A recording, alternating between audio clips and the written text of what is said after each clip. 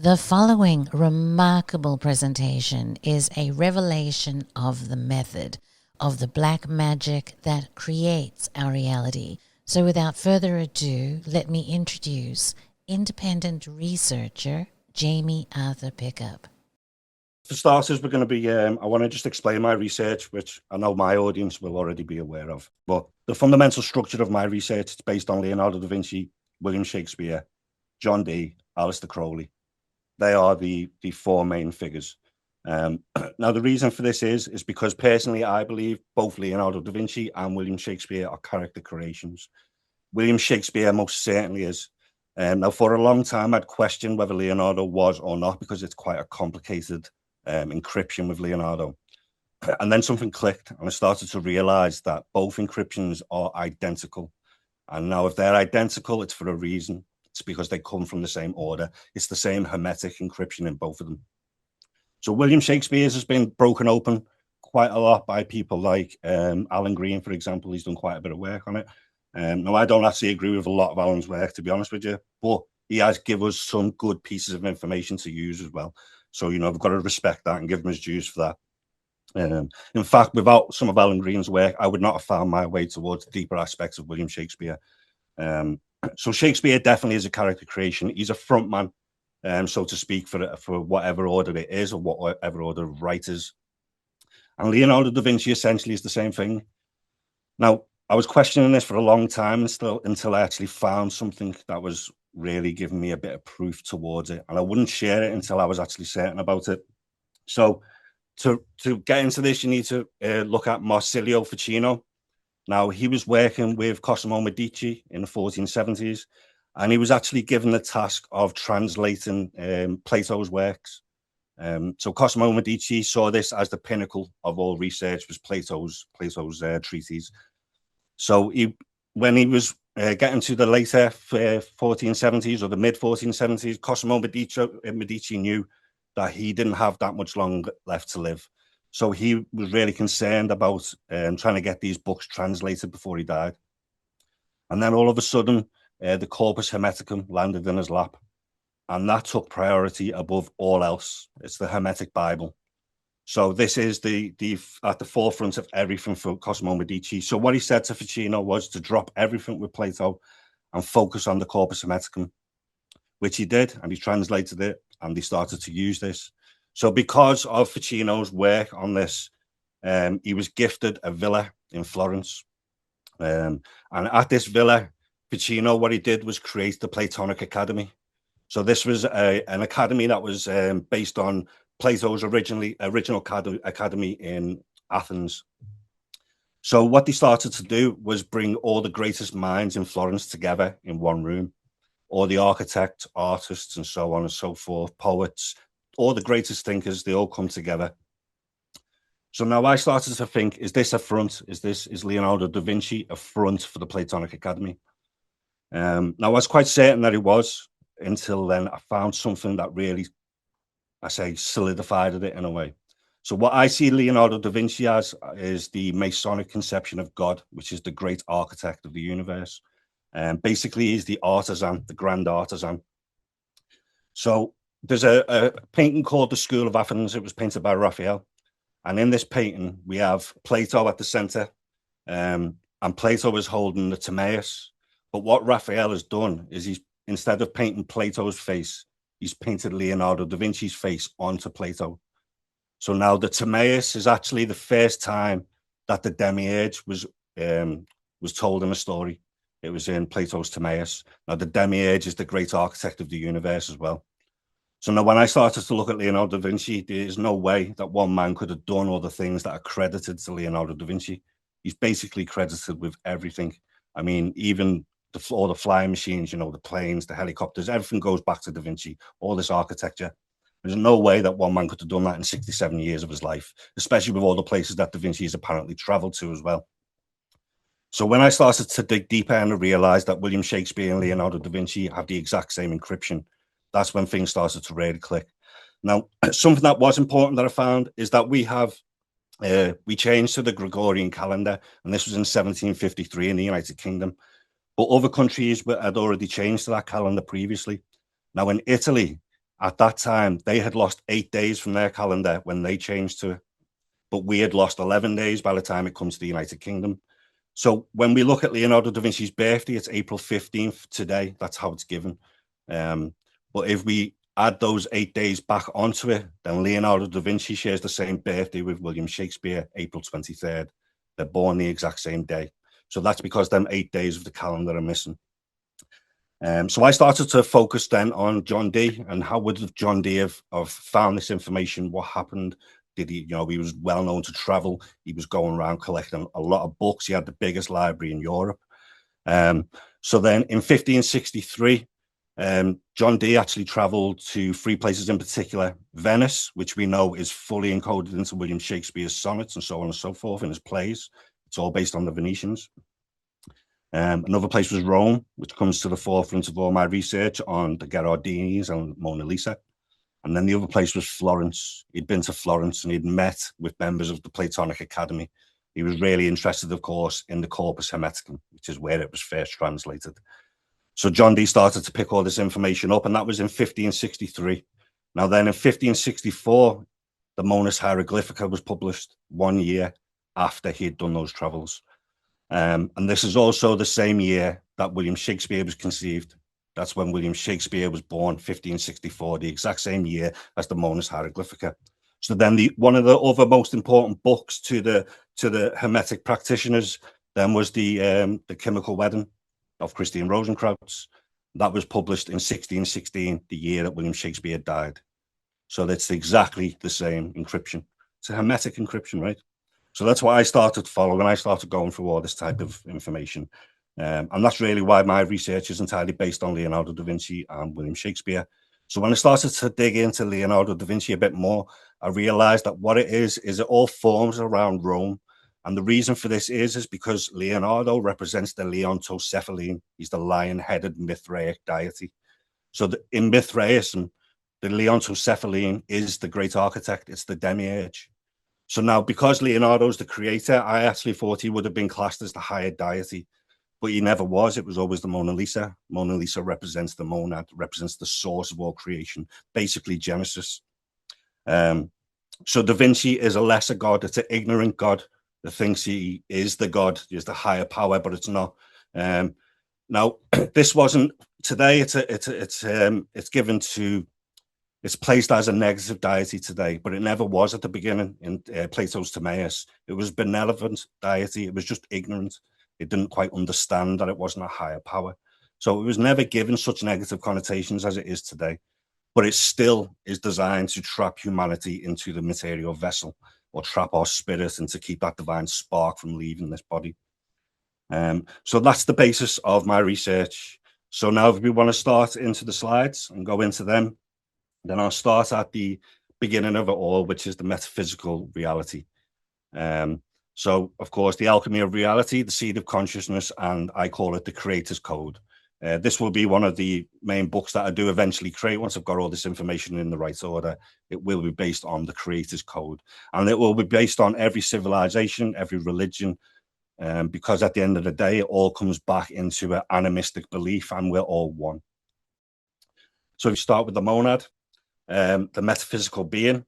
So we have the monad, we have the Mona Lisa, and we have John Dee's Monas Hieroglyphica to look into and to study.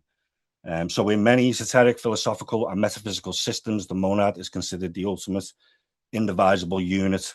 So a unit means one, it means oneness. So this is what we're looking at. Now, indivisible because all numbers come from this source of creation, so to speak. So numbers are very simple in this way. It's 1 + 1, we get 2. 1 + 1 + 1, we get 3. That's how all numbers are created. It all comes from one. So this is oneness. So she represents totality, divinity, unity of God, the point of origin, which is what we can see at the center of the circle. And it's Genesis, oneness, the supreme being. So now the best way to look at this is to look at it from a hypercube point of view. I know we're looking at a circle right now, but they're exactly the same. So, for example, the first cube in the hypercube system is the 0 cube. Now that's known as the monon. So we have the monon, the monad, Mona Lisa, Monas Hieroglyphica. It's all the same thing.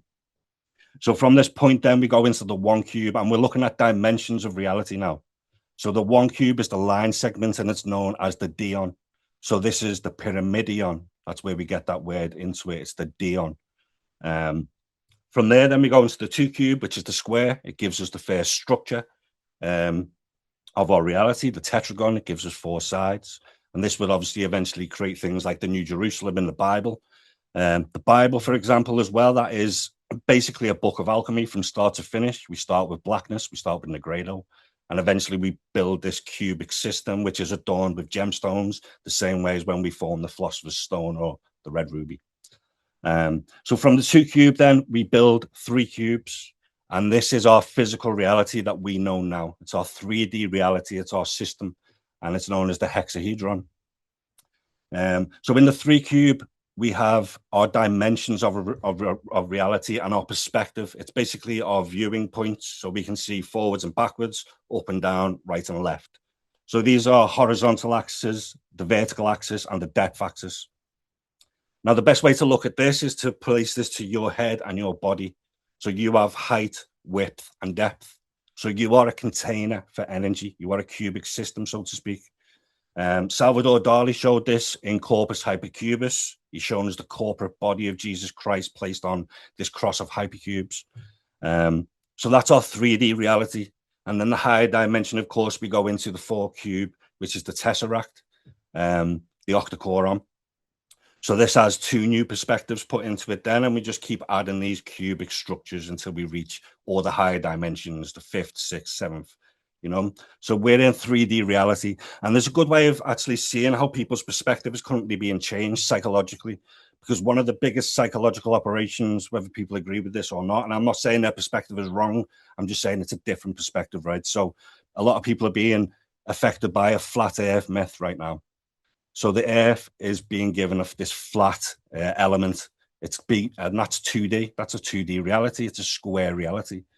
So it's not that their perception is wrong. It's just that they're seeing it in a 2D perspective. And it's impossible because we live in 3D reality. Everything has height, width, and depth.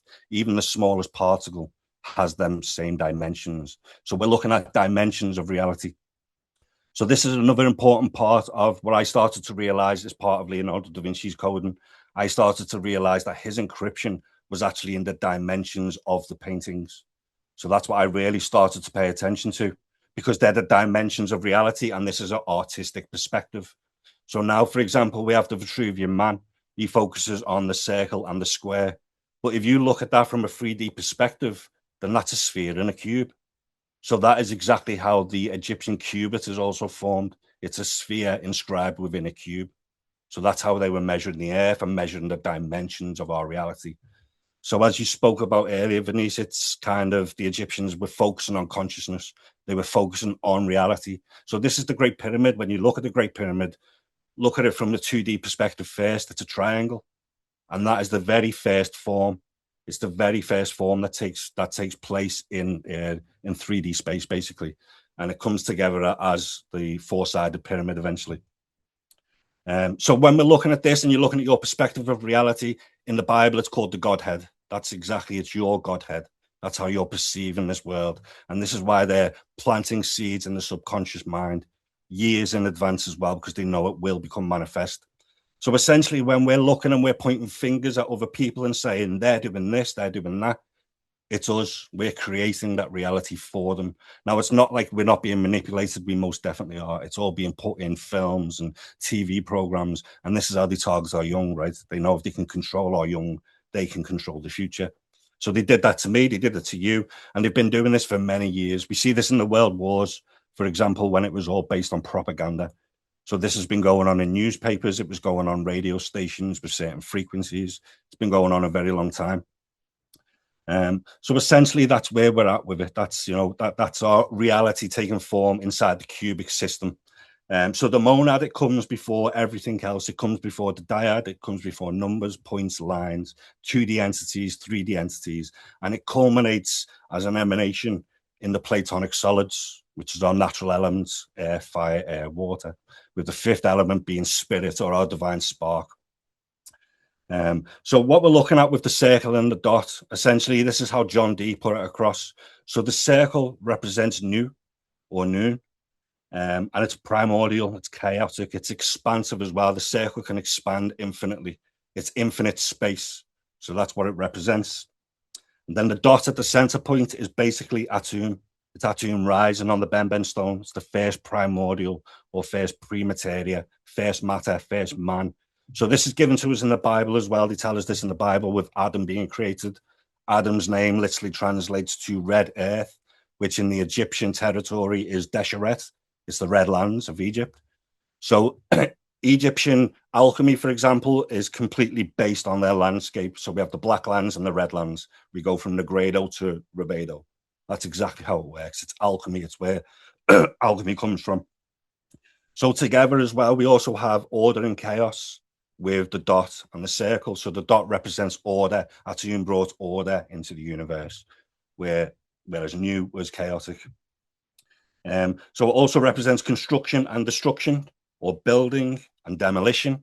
So we get to see this through the Masonic conceptions. That's exactly what they are. The builders, and they work in demolition, which I'll go into with 9/11 in a minute. I know a lot of people have theories on that, but it was one of the most alchemical processes of our lifetime.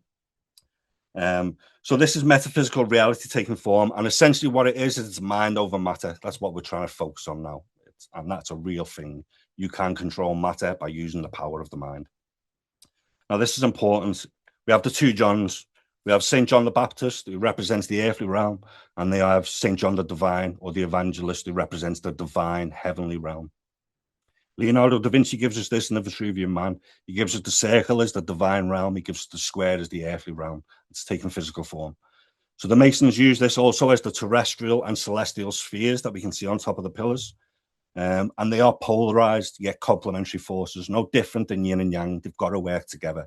To bring spirit into matter and to manifest, they have to work together as one. So the two St. Johns, they stand as parallel pillars around the central point, marking the bounds within which the Mason conducts his work. So this is basically a way that the Masons function, where they don't let kind of like their passions override them, whether that's good or bad. They don't let that override them at all.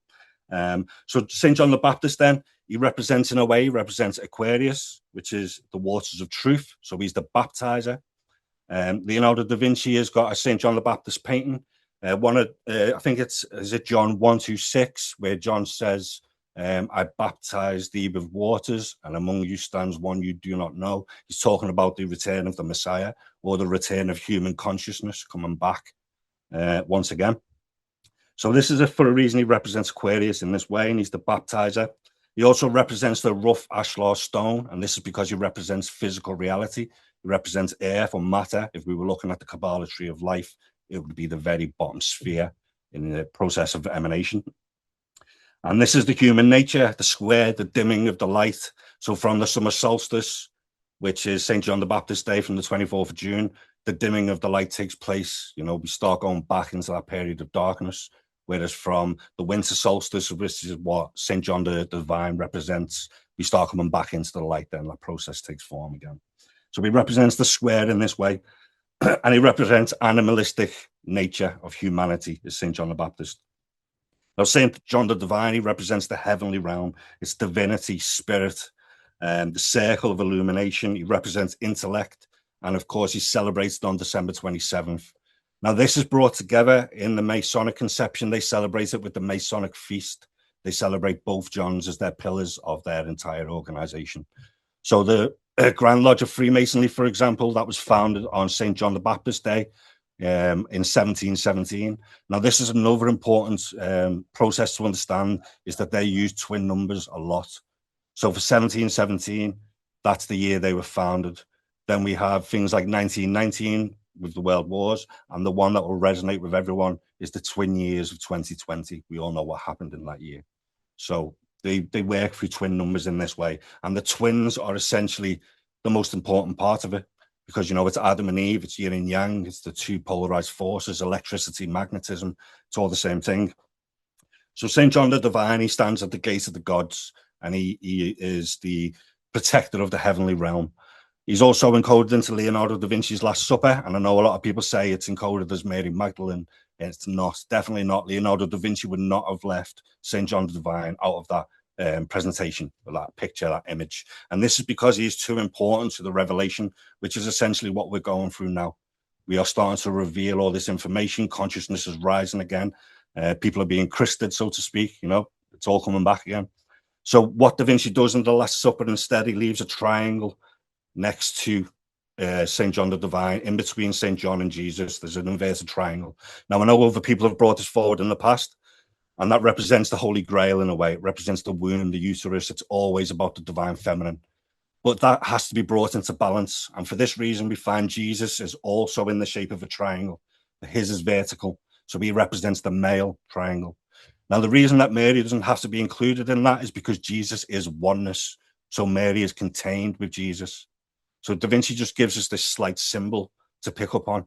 Now, what you do when you get them and you bring them together, you create a holy communion and you create the Star of David. It's a universal symbol, right? So that's when you bring Jesus and Mary together, male and female. Together, they create spirit of man.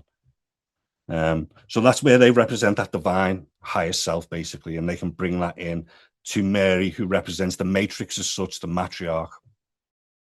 Masonic symbolism, the two St. Johns express the balanced path of virtue. St. John the Baptist embodies zeal, action, and the summer solstice, which is June 24th. And St. John the Evangelist represents faith, knowledge, reflection, and the winter solstice. They stand as two parallel lines beside the circle of unity, which is the monad. So the monad is a central concept to Masonry. It was also a central concept to the Knights Templar, which is essentially where the Masons come from. That's where they claim this from. So this is also why they use the Johns as well. We have the Johns are so important to the Templars. That becomes very obvious through the Hospitaller and so on and so forth. So they stand on two parallel lines beside the circle of duty, reminding the Mason to unite action with thought. So action is the physical realm and thought is the higher realm. Again, they're just talking about spirit to matter. At the center is the monad, the circumpunct, or the point within the circle. And they signify the individual Mason, the unity of the creator, and the single source from which creation proceeds. So the mona, or the monad, is the fully, it's the origin, the point of genesis for all creative processes. So that's the reason why I've started there today, is because I'm taking you through a creative process, basically. We will start into one of the most alchemical events of any of our lifetimes. So when this event occurred, people were giving off so much energy that the Schumann resonance actually spiked, because we were giving off so much energy from the most electromagnetic part of the human body, which is the heart. Because we are human beings, we can't help but feel for these people. Whether you know it's all world stage events and it's being manipulated or not, you can't help but feel for other human beings that are suffering, because we are human. We feel that naturally. So we have the two pillars, we have the Twin Towers, and when they were destroyed or demolished, so to speak, it would then form the One World Trade Center, oneness. It would be the monad. This is how it's got to work. So everything's always based on earth or the world as well, because this is how spirits are being brought into matter. And what you'll see on top of these buildings is that huge antenna, which is penetrating the ether. It's how they bring spirit into matter. So this is it. We've got the north and south. We've got all those aspects, the sun and the moon, male and female. Now, what's important to understand with the Twin Towers is they are twins, right? And I said that's to the two St. Johns, but it also represents Jesus and Lucifer, different aspects that we're given. So they were actually placed at 74-degree coordinates. Now, I don't know if anybody's watching that uses gematria, but what gematria basically is, it means earth measure or land measure. It goes all the way back to the Greeks and probably before them. And these numbers represent measurements of the land. Basically, it's how they were using it for land surveys in ancient Egypt and so on and so forth. So with them being at 74 degrees, they are the two main numbers that represent both Jesus and Lucifer in gematria, in English gematria. They both have a value of 74. So we've got our twin aspects there. So they represent polarized forces. 74 plus 74 equals 148. Now, in Greek gematria, that's the number of Christ. And that's because once you bring those polarities together, you end up with oneness, a Christed human being. You receive illumination, the crown, or whatever else you want to say. I mean, this is the same story as King Arthur and everything else. It's all the exact same story, right? Arthur's trying to retrieve his crown. And he's trying to bring the sword into the stone, which is going down, the flaming sword on the Kabbalah tree of life. So we have stone emanating at the very bottom. So at either side, there are also electricity and magnetism, and we can also look at the Twin Towers as a set of tuning forks, which is essentially how they acted on that day. Once one was hit, that was it. The other one was bound to go because they were vibrating together, which is also one of the Hermetic principles, is vibration. So then the One World Trade Center was created. And now the height of the One World Trade Center is actually given as 1,776 feet. And this is to celebrate the Independence Day in the United States. But what they don't actually put out very often is that this is, you've got to dig in deep for this information and find it. It's actually, to the tip of it, is 1,792 feet. And that is because Earth's diameter is 7,920, something that John Michel focused on, right, in his template for the New Jerusalem. So it's got Earth dimensions inside the One World Trade Center also. So that would become oneness. So this is two becoming one. So when we have this, we have the monad as the one, and then this breaks off into the dyad, or yin and yang, Adam and Eve, electricity, magnetism, it's all the same thing. So it's from one becomes the two, and the two have to become the one again. They have to become unified. So this is a unification process. It's Hermetic, Hermetic Kabbalah, essentially. So the alchemical wedding, which is something I'm sure a lot of your audience will be familiar with anyway, Vinny, and I know mine definitely will be. So it's the opposites. Best way to look at it is Sol and Luna. It's the sun and the moon, or Adam and Eve. Again, this is always going to be these twin aspects. In the original Midrash, I think it was Adam and Eve were actually described as being bisexual. They were joined, of course, at the hip. They were joined at the side. So they were one. It is Hermetic philosophy. So this is also why people like Crowley and that was demonized, is because they could understand the Bible. They knew exactly what was encoded in it. So Hermeticism, essentially, it gives power back to the individual. It gives us back the inner aspects of ourselves, of the human psyche, and so on and so forth. Whereas the Bible tells us to look for an external God, or look for our savior in Jesus Christ. And nobody can save anybody. You've got to save yourself. And to do that is through gnosis, through knowledge, right? So the rebus represents the great work. It's the magnum opus coming together. And it's always about coming back into that one form, back into oneness. So alchemy names this union the chemical wedding or conjunction of the Red King and the White Queen, the sun and the moon, sulfur and mercury. The two opposites first meet and then they enter this sacred conjunction. So this was also produced in 1616 as the alchemical wedding of Christian Rosenkreuz. So they finally emerge as the rebus, or the red stone, the philosopher's stone, the ruby red stone. Two-natured and androgynous beings. So the androgynous aspects are important, very important. Keep that in mind, androgyny. So the rebus, again, it's Adam and Eve, light and shadow, unification. It's integration of consciousness and unconscious mind. It starts with putrefaction, and it's the starting matter. So it's matter being brought from the chaos into physical form. Now, there's something I want to just read quickly, is because this makes sense of why Donald Trump has become such a power, such a force. I mean, the man acts like a complete idiot on the world stage and he gets away with it, right? People love him for it. So how can a man like that get away with it? Because he is basically a priest. He's a president. So the word president translates to priest. So he is the head priest of the United States of America. And he's sat in the seat of power on the 77th degree parallel. So there's something I just want to read out. It's from a decode that I did about Donald Trump a few months ago. And I think this will really resonate with some people. If not everyone, it definitely will with some. So Donald Trump, of course, he holds the name of the trump cards of the major arcana, the tarot cards.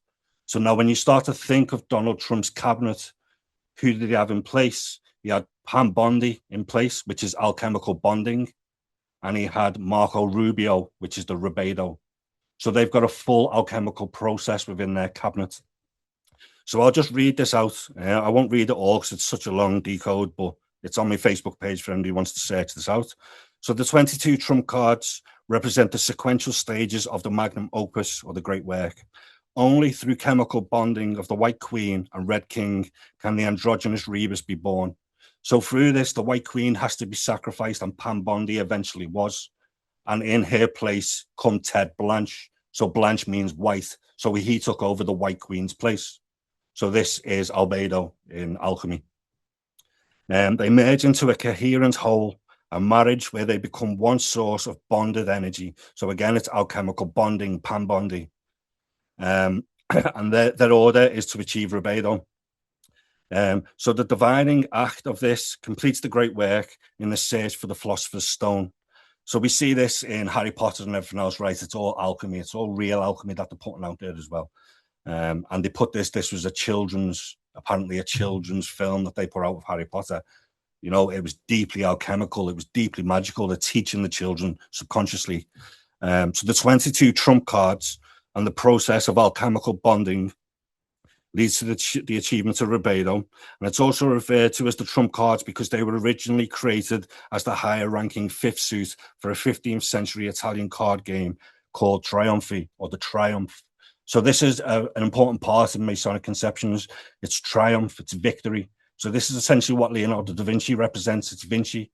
I came, I saw, I conquered. Veni, vidi, Vinci. You know, it's the exact same thing, except for it's Vici at the end. So that's exactly what Leonardo, that's what's encoded into him as well. So ranging between 0 and 21, we have the 22 major arcana or trump cards. So this is because the Fool starts at 0. And this is because it's the 0 point. So this is where I started my journey in 2020. I started as the Fool. I was homeless at that time. I was the beggar. And I decided to get on my journey and really go and seek these answers. So the final card then in the deck is the World card, the World Trade Center. So this is when everything starts to become manifest at the final form. So each card represents different themes that an alchemist can use as a psychological roadmap for personal growth. The first 7 cards after the Fool focus on self-awareness and development of the ego, which we all have. We've all got to overcome. You know, you find yourself slipping into this all the time. As long as you can realize it and work on it, that's the key. And the next 7 cards, then, they focus on inner work and the shift towards self-reflection, where the final 7 cards, they focus on spiritual integration and represent transcendence in the hope of reaching a state of wholeness or oneness, which is the monad. So when we start applying this to Donald Trump and his cabinet, you can see it really coming through.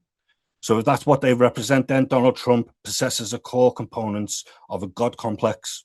He has extreme ego inflation and narcissistic grandiosity. He embodies a savior archetype to his followers.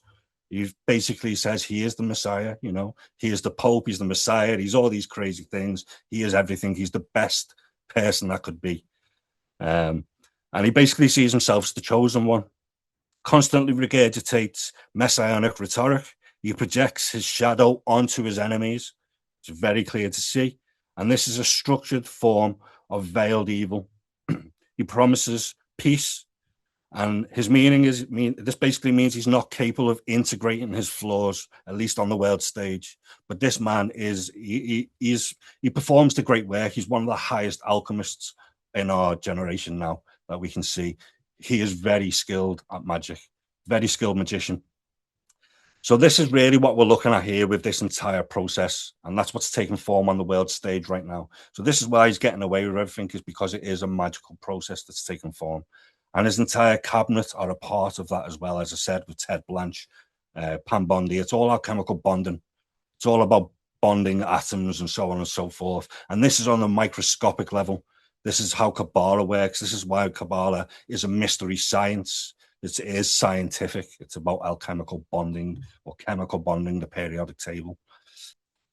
So in alchemy, when 2 becomes 1, the process is known as conjunction or the chemical wedding. So I've got these slides just in case at the end of this, if people want to email me, they can have this full presentation, or you can send it out to them as the PDF, Venice, and they can study this in their own time. So this is kind of just a summary of what I've talked about just now.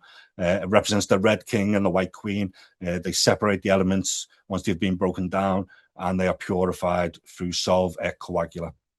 They are reunited to create a higher state of wholeness, often represented by the rebus.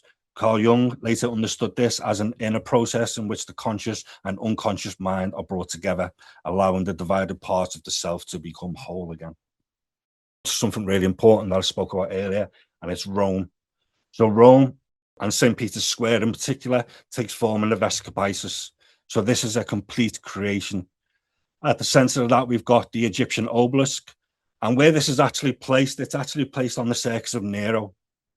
So Nero was actually, now he's defined by his acts of persecuting Christians. And people quite often say this is to do with the Great Fire of Rome, and that's not quite true. It's because Nero was actually under attack as well. And now he was under attack by the other Roman elite families at that time. And it's because Nero himself was bisexual. He was a gay man, which at that time was a big no-no to Christians. So Nero was actually being persecuted by Christians as well. So it was going both ways. Now, for example, to understand how deep this goes, when Nero got married, he actually dressed as the bride at his own wedding. So eventually Nero was run out of Rome and he was murdered. So people want to place this evil aspects onto Nero, but it was actually him that was run out of Rome, and he was murdered for it. So this is because he didn't want a monotheistic God. He didn't want one God. He still worshipped a pantheon of gods. And this is because Nero was a Germanicus. So they worshipped Germanic gods still. They were still worshipping this pantheon of thunder gods and everything else like Thor, they were still worshipping them gods still. So Nero was still trying to keep that in place, whereas the other elite families in Rome wanted to control it with one God, with one monotheistic God. So, of course, this is also where St. Peter was martyred, or apparently martyred. And St. Peter represents the rock of which the church is built upon.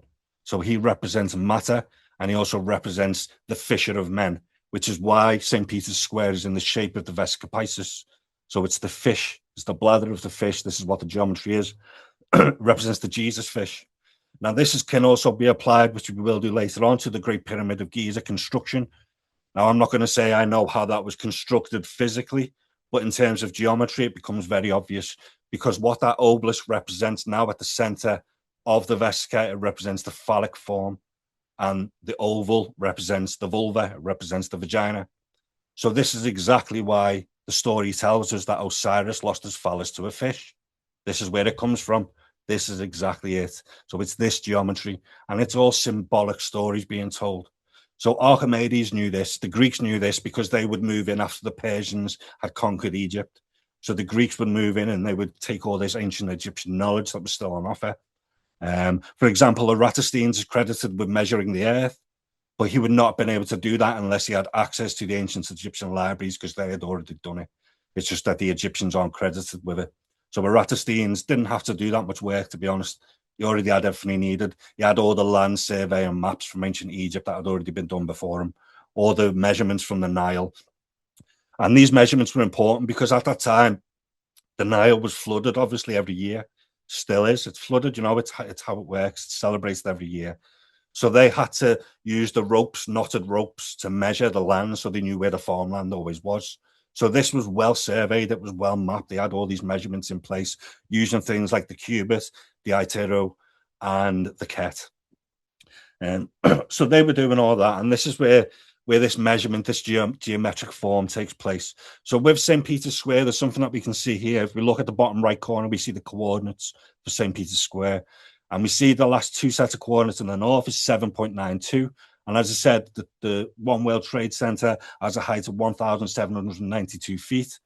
And then underneath that, we have 25.92, which is the grand scheme of the precession of the equinox, 25,920 years.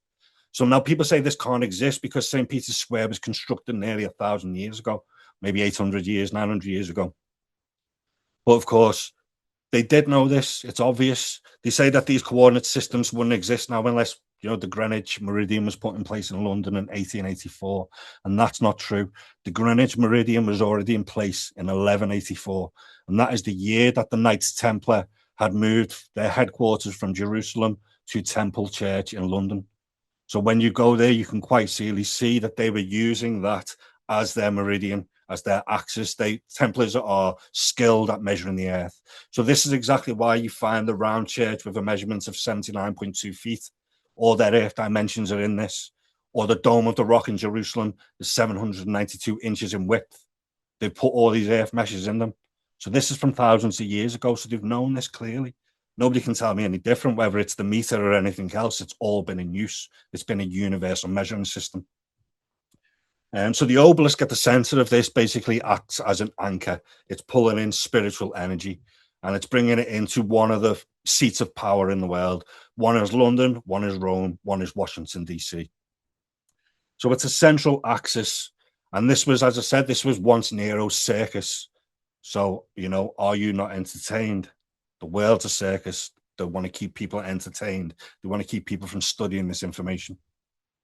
So if you want to go to the next slide, please, Venice. So this obelisk at the vessel is something that Crowley focused on. Now, he called it the sacred lance, which might make more sense of William Shakespeare now, of what William Shakespeare actually represents and how it's a creative process. So William represents generative power, represents the phallus, masculine energy, right? And he would get married and he would find his partner in life, his female form. So to Crowley, the vesica was basically the Holy Grail. It was the yoni symbol. It was the divine feminine. And this is the reason for this is because the matriarch or the matrix of this reality is the woman. It's the feminine that gives birth to man. So again, man has M-A at the beginning of man. So it's Ma. So that's where we come from. We come from the Great Mother. All of us come from that Great Mother. And that's the Holy Grail. It's a creative process. So by the time we get to this really and we start to realize what it is, it's basically the continuity of life. It's not about some royal bloodline, one particular family. That's total nonsense. It's not about this Christed family of Jesus Christ. It's about the continuation of humanity. And this is why the Bible in the book of Genesis gives us that lineage all the way through from Adam to Jesus. It's the continuation of humanity. It's a process. So on the left-hand side, we can see Washington, D.C., has the exact same geometry as Rome. And again, it's bringing the spiritual energy in. It's penetrating the ether, just like it's penetrating the earth. It's penetrating the Great Mother. It's all creation. So this symbolic comparison, the Washington Monument appears as an upright obelisk within the receptive vesica Pisces. Crowley employed this related union in Liber 15, the Gnostic Mass, where the priest bears the sacred lance and the altar holds the Holy Grail. Read esoterically, the lance represents the phallic projective principle and the graal represents the yonic receptive vessel. So they always have to be combined. It's how creation forms. Now, the reason this is on the meridian line in Washington, D.C. is because that's the seat of power. So we're seeing that now take place. And of course, all those decisions get made inside the Oval Office, the seed of consciousness. So that's the Bindu, the seed of consciousness at the center of the forehead in Hinduism. So that's really what this represents. And Crowley knew it. As I said, Crowley was demonized for this. And I'm not saying he was a perfect individual and was always doing good. He did some bad stuff, right? It's well documented he did some bad stuff, but haven't we all? Maybe not quite as bad as Crowley, but it is what it is. So they don't want us to study Aleister Crowley. They want people to be put off. And I've seen this on my page so many times where people are commenting they would never go near Crowley's work because he's the beast. He's the great beast, right? 666. Now, I may have thought like this until I met somebody in Glastonbury. His name is Ezra Dredd. Ezra has become a great friend of mine, and he taught me to see differently. He's a big fan of Aleister Crowley, and Ezra taught me to look at it from a different perspective. Basically, he's shown me to learn about it if I really wanted to know the truth. So I started to learn a lot from Crowley's research, and I started to realize that they are using his information in all these world stage events. For example, every plane that was used in the World Trade Center attacks and the Pentagon attacks, every number, flight 11, 77, 93, 175, they are the numbers for Crowley's Libers. They are Crowley's books. So, it's every number is taken there, especially flight 93. We know this from Thelema and Love Agape. 93, 93. This is how Thelemites greet each other. It's very, very relevant. So again, when we've got this, then we've got the Vesica Pisces. It's the same conjunction taking place. It's the union of opposites. It's the same theme as always. It's twins merging, male and female. Has to bring a balance. Now that's what I was actually watching. The 10 minutes that I watched of John Michael Grave in East, that's what I watched, but he's talking about balance and justice and math and, bringing that all together. So this, in Crowley's teachings, this is represented by 777. It's the balance number between 666 and 888. So that's how it is. It's the grey pillar, so to speak. So the Mona Lisa. Now, I've said this is the most important part of my research. So for this side of it, we want to focus on one side of the Mona Lisa, keeping in mind that Mona Lisa is thought to be androgynous, just like all the Hermetic encryption that we've gone through already. And she most definitely is. She has that male-female look to her. So as on the female side, she's the matriarch of the matrix, and she's represented by the bladder of the fish. The vesica piscis is fully encoded into her. For example, her creation date, of course, this is a creative process. Her creation date is given as 1503. So then when we look into Mona's coding, as I said, I found the true coding in the dimensions. So her dimensions are 77 centimeters by 53 centimeters. And Rome was founded in 753 BC in their legend. So she's got the Roman founding year in her details in the dimensions. Now, there's a reason for this is because she's a Gherardini. So when you trace her lineage back, she actually goes back to Nero Germanicus, of all people. So that's a very important piece of information, because then we start to understand why Leontocephaline is related to Leonardo da Vinci as the Roman Mithraic deity of the great architect of the universe. So we've got to go back to Rome to find these details and understand what Mona actually is and what she represents. Now, there's another important factor with Mona Lisa and her lineage, so to speak. So the Gherardini family were very important. They were very prominent in Florence. They had a lot of money, had a lot of power. So Gherardini, it actually basically translates to spear bearer. As I said, William Shakespeare and Da Vinci's encoding are identical. So Gherardini is the spear bearer, just as Shakespeare is, or the shaken spear. So the Gherardinis, when we trace their lineage back, in 1066, they would come to the United Kingdom and they would land in Wales with Otto Gherardini. And this would also become the start of the Fitzgerald lineage. So they are directly related. The Geraldines are the Gherardini. They're the same family. So we know what happened to JFK, apparently, on the world stage. As we say with William Shakespeare, it's all theatre, right? At the time when we went to visit the Globe Theatre last year or the year 2024, it would have been with Tanya and Bobby and a few of our friends. And they were describing to us about Shakespeare's Globe and the theatre, the plays that were put out there. Now, they were so realistic with blood and gore that people would be passing out in the audience. That's how realistic it was. So they could project this imagery at that time, 500 years ago, and make it so realistic. Then imagine what they can do today with all the technology and everything else that they've got to manipulate the mass seed of consciousness, the mind, the psychology. So imagine what they can do. So the Gherardini are directly related to JFK, but they're also directly related to John Dee. And now this is important because this is where the connections become very obvious of what John Dee's done and where he's got this from. So John Dee always claimed that he was related to two Welsh kings in particular. One is Rhodri the Great, and the other is Rhys ap Tudor.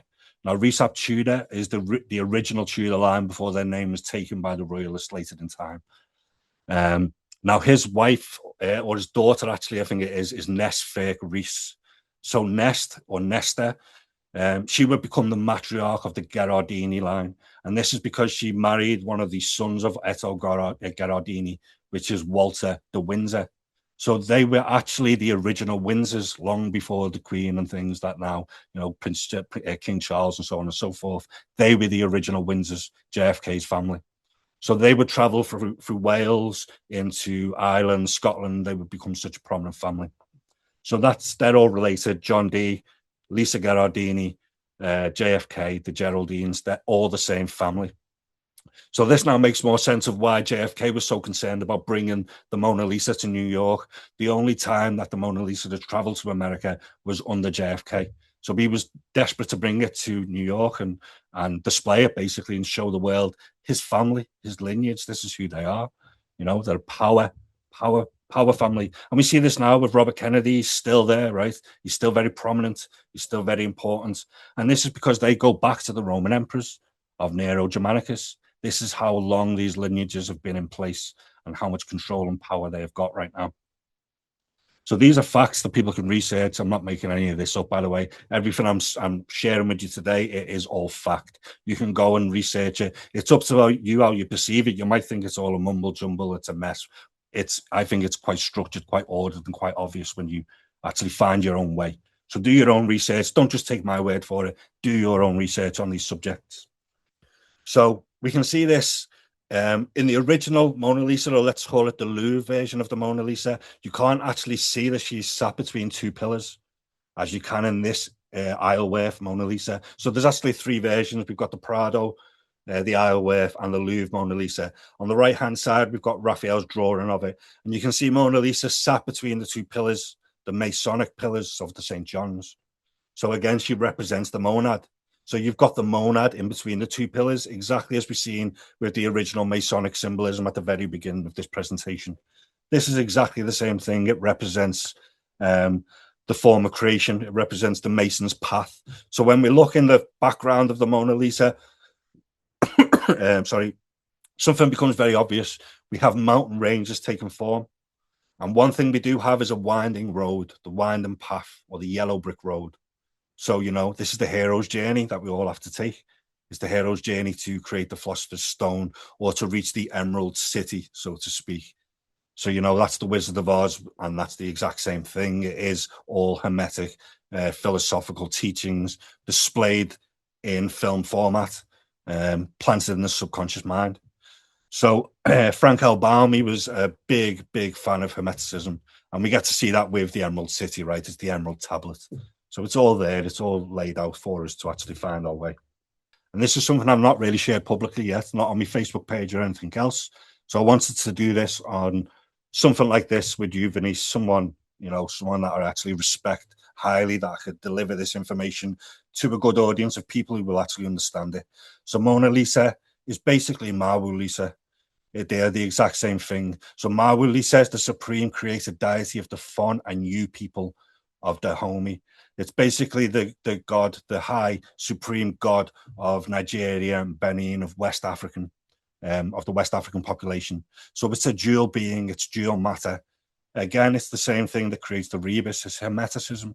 It's Sol and Luna. It's exactly the same thing, masculine and feminine principles. So they're born from the primordial creator, which is known as Nana Baluku. They shaped the earth, formed humanity from clay, and established order within the universe. So again, it's exactly the same story as the Egyptian conception of the creative story in Egypt. Atum brings order and form to the universe from the chaotic process, or from the primordial waters. So Mawu Lisa, this is basically what she represents, is voodoo. It's part of the Vodun religion. So this is voodoo. It's black magic, or black matter. So this is what it represents. So the West Africans, eventually, they would be taken into slavery, and they would be taken to the Americas. So they would be taken to places like Haiti, Cuba, Jamaica, Trinidad, and Venezuela. Venezuela's been making a lot of headlines recently, of course, thanks to Donald Trump. And they also made their way into America through Louisiana voodoo. So essentially, they're gods. They basically have a pantheon of gods. They have their own version of Mercury, and Mercury the Messenger, and so on and so forth. They have their own pantheon. Definitely worth studying and looking into the deeper aspects of this. But just to understand that, essentially, we want to bring the sun and moon together, which creates the alchemical wedding. So the West Africans say that when they come together, they are making love, and it's a creative process. That's what's happening with the sun and moon. They're not polarized forces in any way. They've got to come together as oneness. So in Egypt, this is representative of the Eye of Ra and the Eye of Horus. So that's the sun and the moon again. We have the left and the right. And you can study this through Yoruba mythology. It goes back to the Yoruba people, essentially. And it's androgynous. It's an androgynous being, just like Mona Lisa is shown to be an androgynous deity in her own way. So it's all based on androgyny. And this is used, again, it's used in the exact same way as Hermeticism is used. So Mona Lisa is Mawu Lisa. It's the exact same deity. They come together in the exact same way, and it's an alchemical bonding. We see this coming together at the eclipse, the highest time of energy for any of us. This is when the veil is at its thinnest. This is when we can really manifest and bring this energy into an ordered state by bringing them together into oneness. So this is occultism as well. This is the basis of occultism. The moon occults the sun, right? So this is what it is. It's all done in the darkness. And of course, one of the big eclipse moments that we've had over these last few years is the 2024 Great American Eclipse. So a lot of decodes that I was doing was leading towards that event. And it's because it was such a time of high energy. It was such high energy taking place there. Now, we've got an eclipse coming in 7 days' time, another total solar eclipse. And some of you may have heard as well that last month, Bonnie Tyler died. She was the singer of Total Eclipse of the Heart. So that symbolism was put through into the world stage. She died in Portugal. And this is one of the homes of the Knights Templar as well. Portugal and Spain, they were given sanctuary in Portugal and Spain at that time. But this is also where the eclipse is taking form at its highest peak, Spain and Portugal. So this is where we've got Bonnie Tyler passing in Portugal at that time. Total eclipse of the heart. So it's always heart-based, right? They want to get to the heart, the most electromagnetic part of the human body. So another important part of the eclipse as well, which will be relevant to the entire coronavirus pandemic, is that when these converge or conjunct together like this, you see the sun's corona, you see the sun's crown, the height of illumination, and this is why they say we have to wear, darkened shades to actually be able to view it. So it's the crown of illumination, and the crown also sits at the top of the Kabbalah tree of life in this same way. And so the darkness represents that thinning of the veil. It's the point of Negredo. It's the beginning of the alchemical process. And as I said, this is the most important aspect in occultism as well. So it's a time when we can do deep shadow work. It's where we can confront our demons, basically, because the veil is at its thinnest. So it's time for us to integrate as well. We've got to integrate with those old paradigms and break down the old structures. So we will see events taking place that do just that, leading up to these eclipse dates. One of the ones that we did just see is the earthquake that took place in Venezuela. And it took down a lot of the structures in Venezuela at that time, in Caracas especially. So that earthquake in Venezuela, that took place on June 24th, St. John the Baptist Day. Of course, he represents the earthly realm, so it's an earthquake. But they weren't just one earthquake that took place. It was a set of twin earthquakes that took place. And it took place 39 seconds apart. It also took place 309 years after the founding of the Grand Lodge of Freemasonry in London. So those 39 seconds and 309 years are exactly why Venezuela Fury, Tyson Fury's daughter, was married 39 days before that earthquake took place, because it has to be done this way. It's becoming manifest. And now another part of that with Venezuela Fury is she was married in the Isle of Man, which is known as the Isle of Mona. So that is where Tyson Fury and his family have moved to. So they're using the monad as this conception, as this creative process. So that's the eclipse, that's the union coming together again. It's just the same process. And we're going to cover this in many different ways because it's always the same. It's always got to be done like this. As I spoke to you yesterday, Venice, and I said it's like a recipe. This is what it is. It's a recipe for disaster. And from the destruction, order will be brought forward. So this is where Donald Trump wants to now move in on Venezuela, and he wants to become their savior and rebuild and everything else. Darling, there's a big eclipse coming in Egypt in 27. Yes, I'm well aware of that one. Well, this year we've got the solar eclipse on the 12th of August, and then the lunar eclipse takes place on the 28th, and that's my birthday. That's actually taken place 77 months and 7 days after the date I was arrested in 2020. It's going to be a powerful one for me. So we're going to be in Portugal at that time. We're actually landing in Portugal in the same place where Bonnie Tyler died as well. That's where we're landed in Portugal, so we're going for it this time. We've recently just been to Mallorca in Spain as well for this exact reason. We see in Spain take centre stage at the World Cup. They won the World Cup, right? So it was all done in this same way. And a top figure in the World Cup was Lionel Messi, the messiah of football. It's all symbolic references, right? Lionel Messi is born on St. John the Baptist Day. And then the other star of the show was Lamine Yamal, and he was born on July 13th, which is John Dee's birthday. So they were the two stars of the World Cup, They're like characters. Character creation is just playing out on the world stage. Now, whether they're aware of it is another thing. I would say to get to that. So the thing is with Freemasonry, right, when you get to the higher orders, the reason they get to the higher orders is because they actually have worked hard.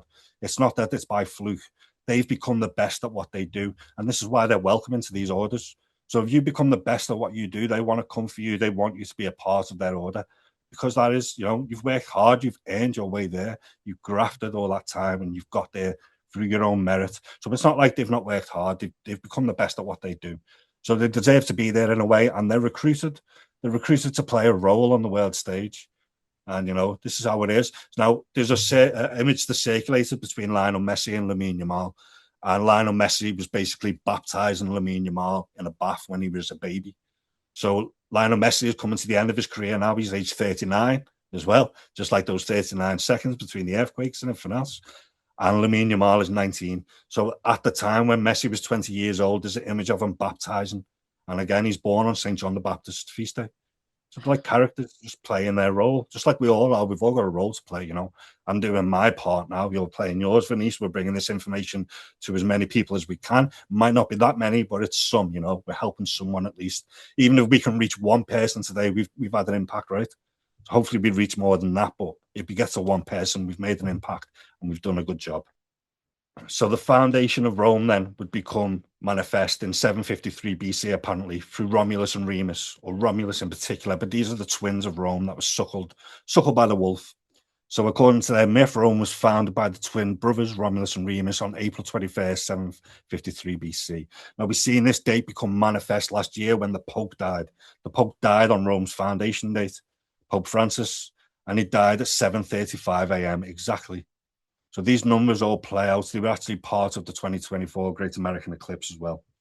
So an important part of this with this Roman mythology is because they are Romulus and Remus, they're represented by the letters R, which is the 18th letter of the alphabet.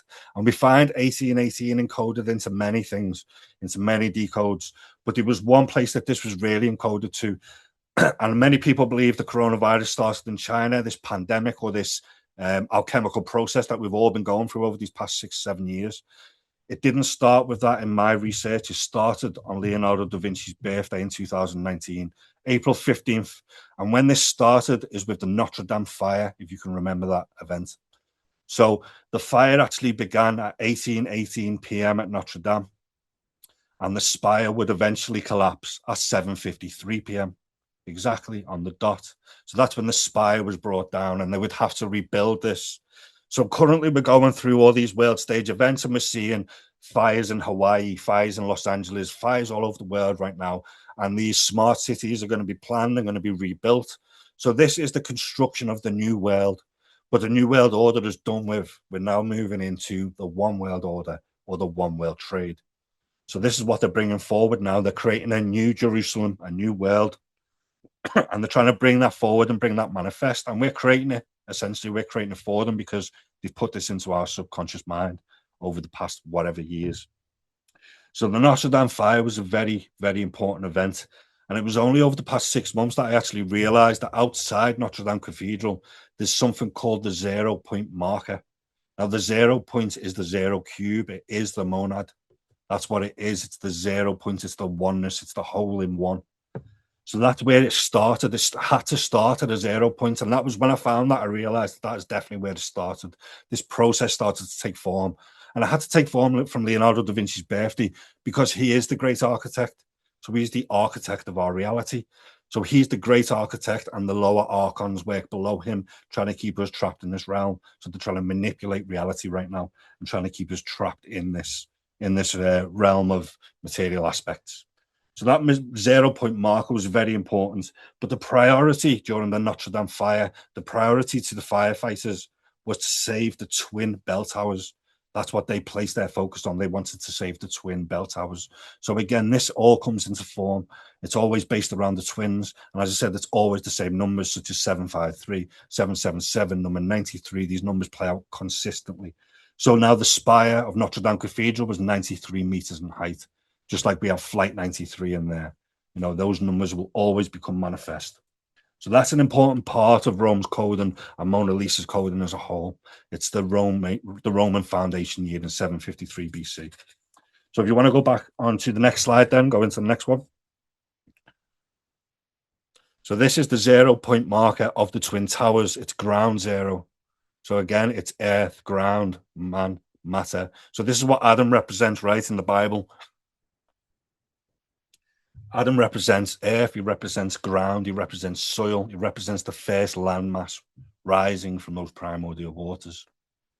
So in many philosophical and esoteric cosmological systems, the monad is conceptualized as the ultimate 0 point or indivisible origin, the point of origin, Genesis, and a point of origin that springs forth. So this is also why a lot of cathedrals and everything else are placed on springs, is because it's primordial water.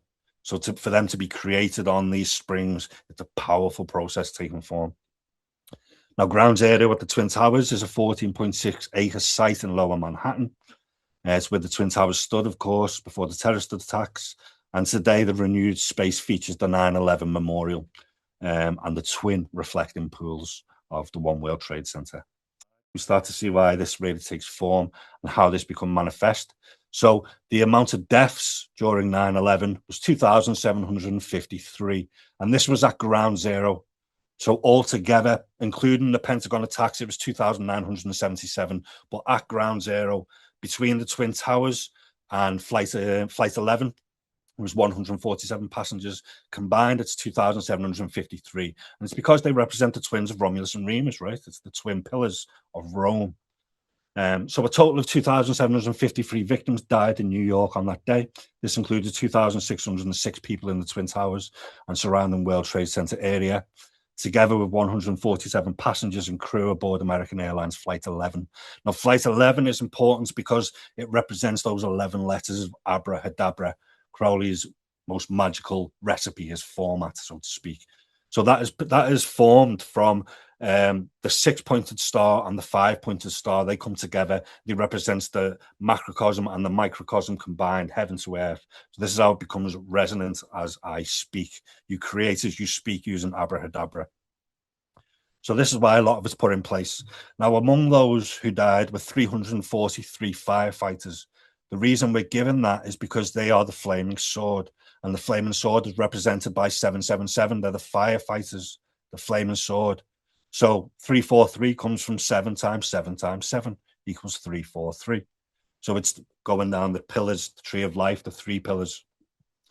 So among them then as well was the police officers and 37 Port Authority police officers on the day. And this would eventually total 2,977. Now that's actually a Roman measurement, 2977. So the Last Supper is 29.7 Roman feet in width. And this is actually the measurement. I haven't got an A4 piece of paper, but an A4 piece of paper here in the UK is 29.7 centimeters. So it's basically a micro version of the Last Supper. Is the exact dimensions. So I started to figure these were the dimensions of our entire reality. Everything we know, it could be your cereal box, your milk carton, whatever it is, they all have dimensions because we take form in this physical unit, right? Height, width, and depth, as we always say. So Back to the Future, temporal, time travel. We look at the Templars are Time Lords. The very first scene of Back to the Future, if you watch the film back, you will see that all clocks are set at 7:53 a.m. All of them. This is where it starts. It's temporal. It's the exact coding that we're dealing with. And I said earlier on, this is how they put it into the seed of consciousness. So this was being done at a time long before the Twin Tower attacks. It was done in 1985 is when Back to the Future was released. Now we get a good clue through these characters such as Emmett Brown, and especially Marty McFly. Anytime you see the M symbolism with a name, you can guarantee it represents the Master Mason. That's where it comes from, Marty McFly, right? So in the iconic opening scene of Back to the Future, the camera pans across to Doc Brown's laboratory, revealing dozens of ticking clocks. And it's all synchronized to 7:53 a.m. This specific time serves as a clever narrative device to establish Doc's eccentric nature and his obsession with time travel.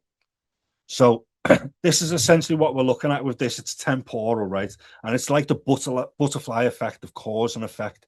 And we see this take place all the way through Back to the Future. For example, if Marty tries to stop his parents' meeting, he ceases to exist. And this is what they're doing in reality. They're putting this into the subconscious mind. Now, a lot of people will say with Donald Trump, they talked about Donald Trump and the adventures of Baron Trump.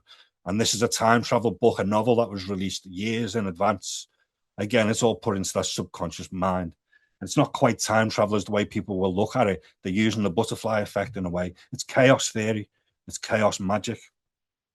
And so when a change happens, it affects future events. The time shifts and leads to unrecognizable random outcomes. So in Back to the Future, Marty McFly, he crashes into these twin pines and he changes the future. So the twin pines later on in the film become lone pines. So we've got the Twin Towers and the World Trade Center. It's exactly the same. They're showing us in advance, showing us what it is. It's temporal, time travel. So Marty McFly, then, the twin pines are there for a reason. It's because the pines are evergreens. And this was really associated with Tammuz, the original Christ figure, or the original T-shaped cross. So Tammuz was an agricultural worker, and he was represented by the evergreen. So Tammuz's story in some traditions said that when he is killed, a drop of his blood lands on the stump of an evergreen, and then by the winter solstice, this evergreen grows into a fully grown evergreen tree again, which is the original Christmas tree, right? That's where the Christmas tree comes from. It comes from Tammuz, and it would be applied later on into Christ and into our Christmas traditions. So this is where the pine symbolism really comes from. It comes from the twins. So Tammuz also represents Thomas, and Thomas means twin. So that's what it is. Thomas Didymus, Judas, represents the twin features, the twin aspects. So again, Marty McFly destroys this. It destroys the twin pines. He runs over the pine trees outside. Who is that? Old Man Peabody's. It's at the bottom there. Old Man Peabody's twin pine trees. He accidentally runs them over, and this creates a butterfly effect in a way, and it alters time. So then later on, it comes back, and it's a lone pine. Now, this is also what the monad is known as. It's known as oneness or alone, being alone. So this is the lone pine or the One World Trade Center. So they're giving us this well in advance. So I thought there's got to be a way of being able to prove that this is done in advance. So number 156, Back to the Future, has a running time of 1 hour, 56 minutes. And number 156 is essentially a very important number. So September 11, 2001 came 15 weeks, 6 days before the end of the year. And in Thelemic traditions, this represents the value of Babylon. So another way to look at this as well is Lisa Gherardini is born on the 15th of June, which is the 15th of the 6th. And the 156 prime number is 911. So it's on 9/11. So they're giving us that as well. Crowley's Graal or Holy Grail was represented by 156. This is the number of Babylon in Gematria. So in Crowley's Kabbalistic system, Babylon totals 156 with Beth, Aleph, Lamed, and Ayin, and finally with Nun. He carried this numerical signature into Liber Cheth, which is Liber 156. It's the Book of Babylon. So this text centered upon the Holy Grail and Babylon's sacred vessel. The number therefore joins his name, adds a symbolism of surrender, reception, and transformation within the Thelemic great work. We've got to start looking at time. Back to the Future is all based on time. So Back to the Future was released 844 weeks and 6 days before the Twin Tower attacks. And the Twin Tower attacks began at 8:46 a.m. when the first tower was struck, at exactly 8:46 a.m. So 844 weeks and 6 days is the exact numerical pattern. It's the time span. So we're dealing with time travel. So they're showing us well in advance. This was put into the subconscious mind. It was planted as a seed, and this is grown into a flower, into a tree, until it blossoms fully and it becomes manifest in physical reality. So this is how it's being done, not just with this event. I just wanted to use this event because it's an important one. And this is how it becomes manifest. We get to see how this takes place with Mercury. So Mercury is the main feature of Hermeticism. At 8:46 a.m. on September 11, 2001, Mercury was just at the ascendant node here. He was there at 8:46 a.m., just about to reach the horizon line. So at 8:46 in New York City, Mercury was calculated to be only 0.29 degrees below the eastern horizon, placing it directly upon the boundary between heaven and earth, bringing spirit to matter. This is Hermetic Kabbalah taking place. So astronomically, it was just beneath the geometric horizon, and astrologically, Mercury was conjunct the ascendant and therefore considered angular. The ascendant marks the point where the ecliptic meets the eastern horizon, placing Mercury, the traditional messenger, at the threshold between the unseen and the manifest. So again, this is all become a manifest. Now, I'm not an astrologer. There's some people who are real good astrologers, so I don't fully understand this, but I understand the importance of Mercury being on the horizon line at this time. I don't understand all the lingo associated with astrology, although I do try and use astrology and astronomy in my research as much as I can. But there's some skilled astrologers out there, and there was people actually predicting an event would take place on 9/11. Now, nobody can predict this precisely, but they could predict that world events was coming on that day. So if you research this event, you will quickly find these astrologers who were predicting this event in some kind of way. Not precisely, but of course, I think nobody can predict anything precisely. I think if we do, we kind of change that algorithm in a way.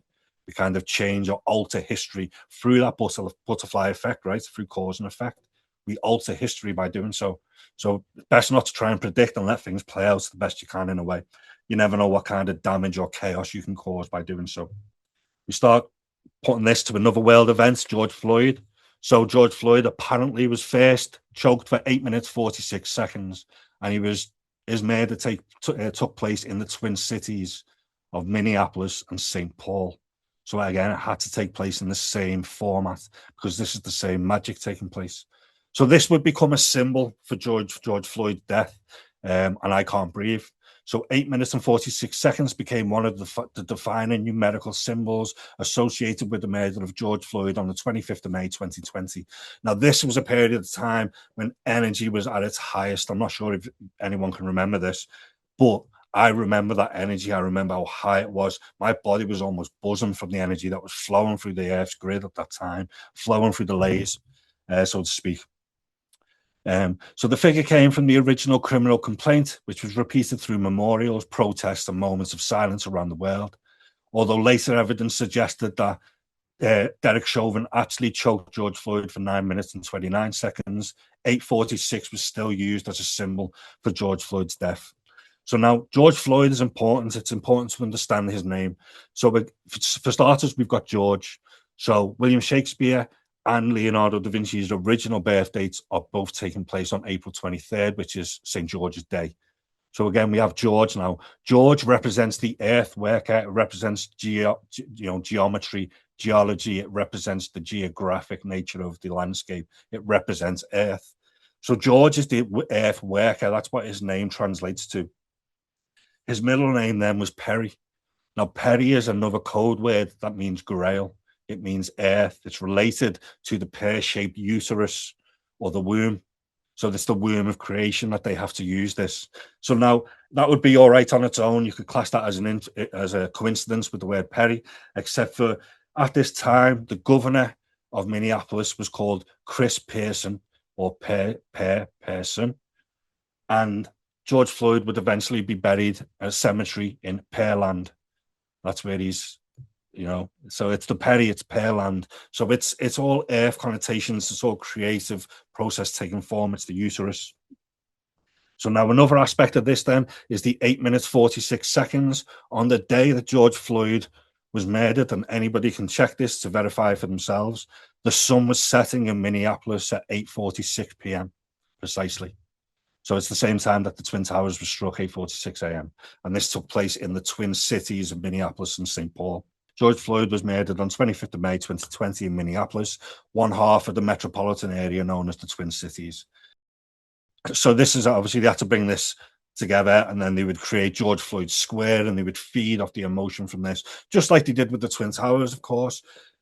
This was filmed. George Floyd's murder was filmed, and it was put out to the mass audience on social media. It flooded social media. So again, we can't help but feel for these people, right, when we see this. So again, we're giving off that emotional energy, and that will be used to become manifest at a later time. Black matter or Black Lives Matter. So now this is important to understand. So black matter may be understood as premateria or first matter. It's the dark, unformed substance from which all creation begins. So this is a creative process taking form. In alchemy, this is the stage of nigredo or blackening, where the old form is completely broken down, dissolved, and returned to its original state of potential. So this is what Donald Trump's task was. He was given the task of crumbling and destroying the old structures so they can now rebuild again. So they've got to bring down the old structures. You don't just build over stuff, you don't build over another building. You've got to destroy it. You've got to demolish it. You've got to bring it down. So like a seed buried within the darkness of the earth, matter must first enter this hidden condition before it can take on a new form. Nigredo is therefore not simply destruction, but the fertile darkness used for manifestation. It is the unseen womb in which intention is planted before spirit is brought into matter. So as I said, George Floyd with his Perry symbolism, it represents the womb, it represents the uterus. So it had to be done this way. It's a magical process. You see what black matter really represents. Black matter traces its creation date to July 13th, 2013, following the acquittal of George Zimmerman in the shooting of Trayvon Martin. In response, activist Alicia Garza wrote the message that inspired Patrisse Cullors and Opal Tometi to help establish the movement and the hashtag Black Lives Matter. What began on that date as an online call of action grew into a global movement opposing anti-Black racism, systematic violence, and injustice, or MAT, balance. So everything's got to be brought back into the balance. So July 13th, if we go into the next image, Black Lives Matter, or Black Matter, is John Dee's birthday. So John Dee's surname as well, D, also means black. That's what D translates to. It translates to John Black. It's a black magician. So D also represents dew in Wales. Remember, his lineage is Welsh at heart. So it's related to places like Bryn Celyn Dew, the Dark Mound of creation. So John Dee was born on July 13th, and Dee was one of the Renaissance world's greatest alchemical occult minds. A mathematician, astronomer, astrologer, and advisor to Queen Elizabeth I. He believed that number geometry and the study of nature could reveal the hidden order of creation. Dee united scientific learning with Hermetic philosophy, alchemy, and his search for communication with the angelic world, leaving a legacy that continues to shape Western esoteric thought to this day.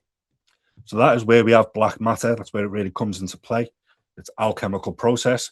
And as we've seen, there's details that come to light with George Floyd and the Twin Towers that are undeniable, especially when we trace all this back, or back to the future, so to speak, when we trace it all back in a real way. On July 13th, 2024, Donald Trump was apparently shot at. He was shot in the ear on John Dee's birthday.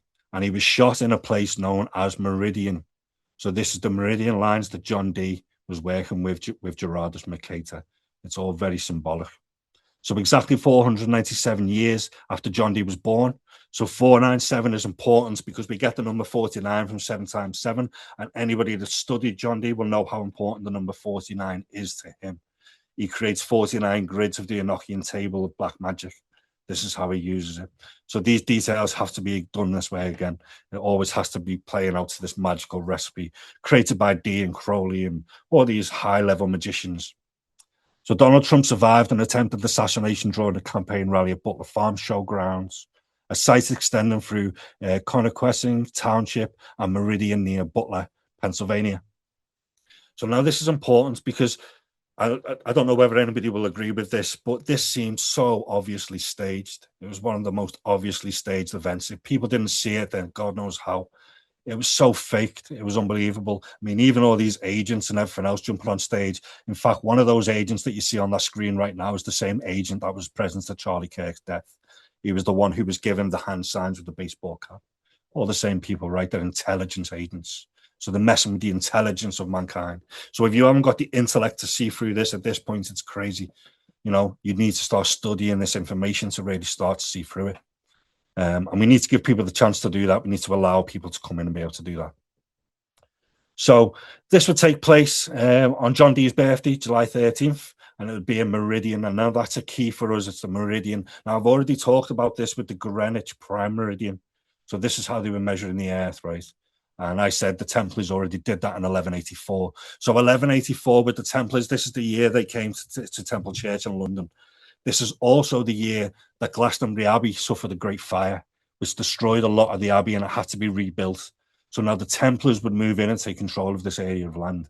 And only 7 years later, the story of King Arthur would come into play. And Arthur's tomb was apparently found at Glastonbury Abbey with Guinevere. I mean, we know it's all symbolic references, right? It's all about the flaming sword. So the sword in the stone mythology is related to Kabbalah tree of life. The flaming sword zigzags, or the lightning flash zigzags, and it has to be grounded in earth or stone. So finally, when Arthur can pull that stone up and he rises the sword, he's now ascending back up the tree of life to retrieve his crown. That's what Arthur's story is all about. It's the Holy Grail. So that's really what we're looking at. We're dealing with the meridian line. So if you want to go into the next image. So Gerardus Mercator created one of the world's first maps in this way. It was a projection. And this is where we see the meridian lines. He was using lines of longitude and latitude. So the world map transformed navigation by arranging meridians as straight parallel and equally spaced vertical lines crossing the horizontal parallels at right angles. So this is where people would use this for navigation. It became a handy tool for sailors. Before this, they were struggling to navigate the seas in certain ways. So we can compare the route directly with the meridian lines that maintain a steady bearing and read longitude within the regular rectangular grid. The latitude lines spread farther apart toward the poles, distorting the scale, but preserving the map's essential relationship between angle and direction. Now, one of the things that Gerardus Mercator actually put into his world map is known as Rupes Nigra. And of course, that's Nigra, it's the black mountain. It's the magnetic mountain. So what they're actually talking about there is the North Magnetic Pole. So this is why they wanted to go and conquer and colonize the Americas, is because the North Magnetic Pole had settled over America and Canada. So this would now become the seat of power. So of course, we're seeing this now take place. The seat of power is now shifting towards Greenland and Russia. And Trump's suddenly talking about taking over Greenland, because this is where the North Magnetic Pole is shifting. It's going to become the new seat of power where Putin is in place. So this is important, of course. This is where they would now go and colonize. So at the forefront of this, now John Dee didn't go over and colonize this personally, but he was at the forefront of it. He was in the forefront, in the background, supplying this information to Queen Elizabeth, and they would go forward and they would end up in Roanoke. So if you want to go into the next slide. So in 1577, John Dee's long intellectual relationship with Gerardus Mercator became central to his vision of English exploration. Responding to Dee's inquiries, Mercator sent him a detailed letter on April 20th, sharing northern geographical material drawn from Jacobus Canonian. I can't say that word, forgive that pronunciation. It was Inventio Fortunata, including accounts of Arctic islands and the legendary Arthurian voyages. So King Arthur was essential for John Dee. He wanted to create a new British Empire, which of course they did, and they would voyage and they would colonize the Americas. So Dee combined this information with Mercator's maps to develop polar routes for English navigators and to argue through traditions now regarded as legendary rather than historical. So of course, we're always told this is all legendary. We don't want to say it's historical, right? We don't want to say it's fact when actually it is. The King Arthur and earlier Britons had established prior claims in the North Atlantic and North America. So now this is factual to the point of John Dee was studying Kabbalistic practices. So as I said, this is the flaming sword. It's the sword in the stone. Their correspondence, therefore, joined cartography, navigation, and imperial ambition, shaping Dee's later polar charts for explorers such as Sir Humphrey Gilbert. So if you go into the next slide. So they would go over to Roanoke Island, and we see this is at 75.3 degrees, 753. They had to start this there. So this had to become manifested this again, 75.39396. And what we see with 39.6 degrees at the end, this is actually Earth's radius, 3,960 miles. So again, these are the coordinate systems they were using at that moment in time. So they had to have had a prime meridian in place in London already. And the only way to really look at that is through the Templars. And they must have done that in 1184 rather than 1884. So you'll notice that pattern playing out as well with 184, 1884 and 184. This is a reversal of Mona Lisa's encryption of 4081. 77 times 53 equals 4081. It's all that same. It's permutations of the same number, basically. Excuse me, I just have to have a drink. So, why polymath John Dee never personally set foot on Roanoke Island? His intellectual fingerprints were all over the expedition. As a chief navigational advisor to Queen Elizabeth I and Sir Walter Raleigh, Dee synthesized geographic data and taught the very mathematical principles used by the colonists to chart their course to the Outer Banks. More importantly, Dee acted as the ideological architect of the venture. And he would coin the term the British Empire. Now, you'll notice that he's actually changed the words here to British Empire. So the imp is one of those magical, connotations that he'd put into this. And his 1577 treaties to advocate for a dominant overseas maritime kingdom. By providing this legal, mystical, and navigational justification for expansion, Dee directly inspired the 1580s voyages that ultimately anchored at these exact coordinates, framing Roanoke Island, not just as the physical outpost, but as the foundational stepping stone for his grand imperial vision. So now, Dee seeing this as a PowerPoint, and as I said, this is to do with the North Magnetic Pole. It's electricity and magnetism. So we knew where the power was now centered. So of course, King Arthur's story is fully relatable to this North Pole. It's all, Polaris. It's all the Great Bear Arthur. That's really what it's all based on, King Arthur in that way. So if we go into the next image. So John Dee, he focused upon 77 degrees west, and he termed this God's longitude. So in modern esoteric readings, John Dee, he wanted the 77th meridian west to be the seat of power. So now this is where the White House is built. It's built on this ley line, essentially. It's a meridian line. So we have a lot of people who claim to be reading lays, and they do some good work, right? They're connecting the dots between the Mary and Michael lines of the Templar churches where they've built them on powerful nodes. But what people are really missing is that they work on meridian lines. That's where you've got to overlay the map. You've got to focus on meridians. And the reason for this is because Earth is basically no different to us. We are a microscopic version of the Earth. So we have our own meridian lines in the human body, and the Earth is a living organic being, just the same as we are. So John Dee and other esoterists, they understand this information to a T.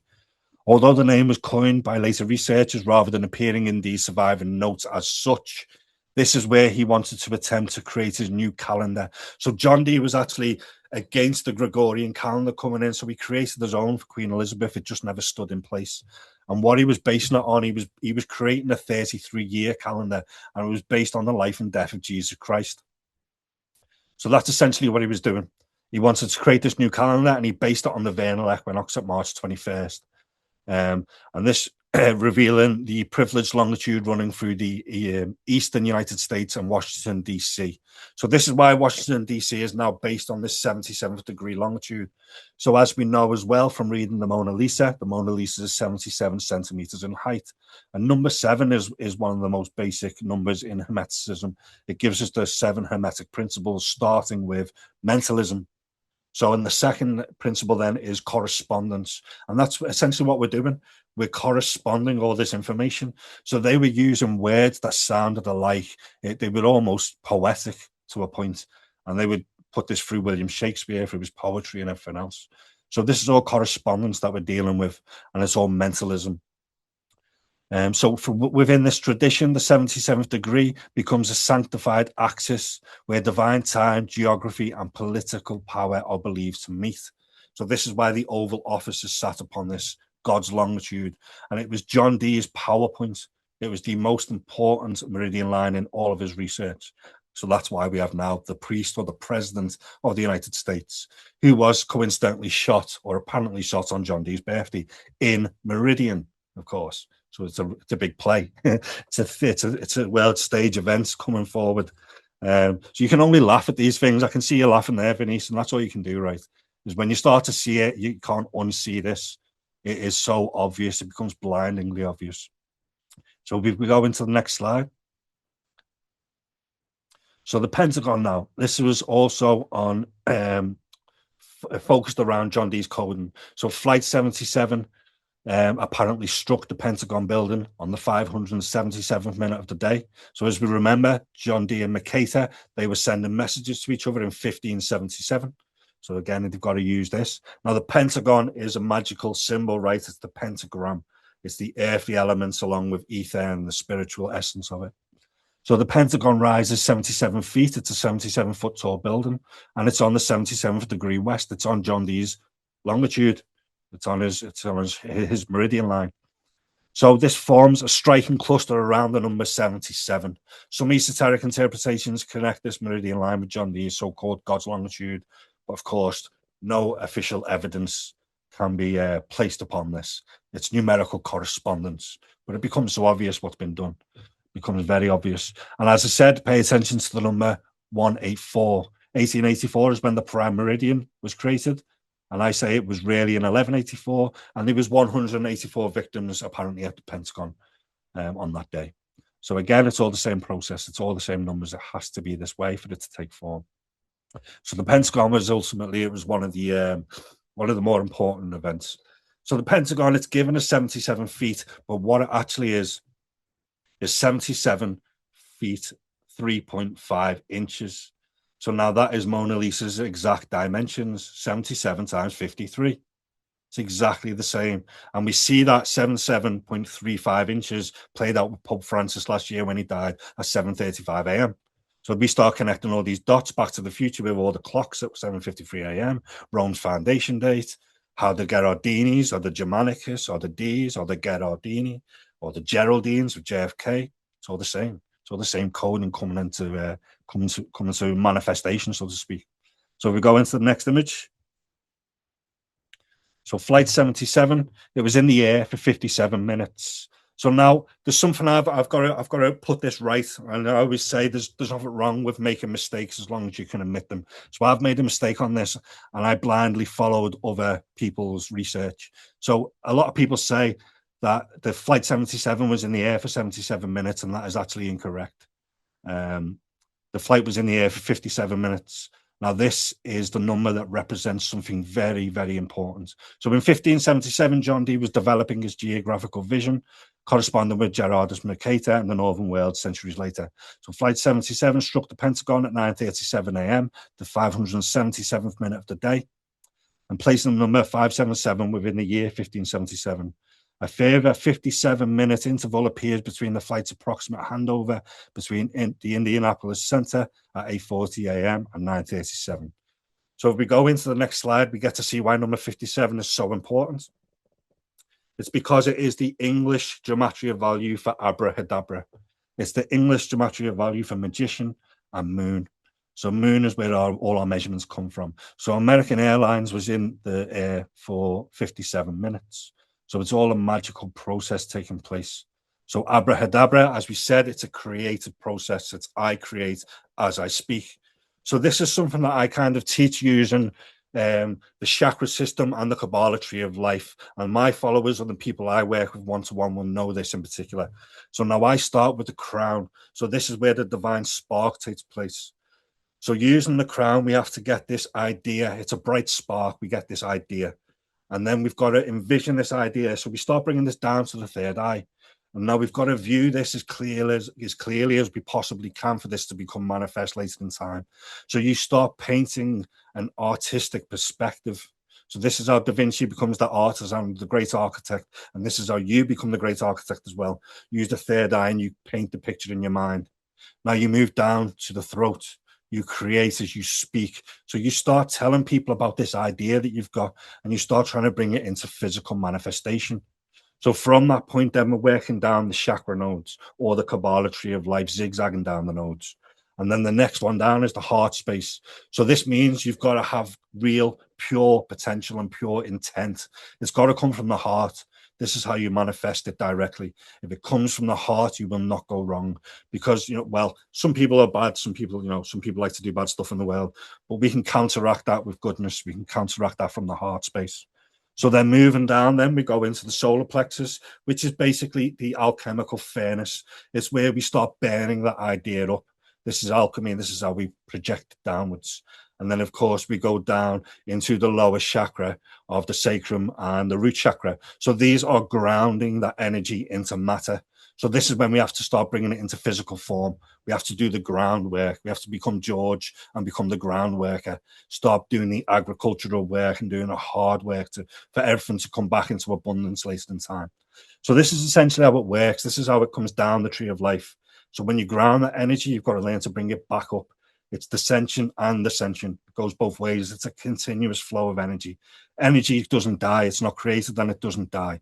So this is also important to us because they don't want us to know about life and death, that we cannot really die. It's impossible. Our physical body, our physical vessel can decompose, but we can't die.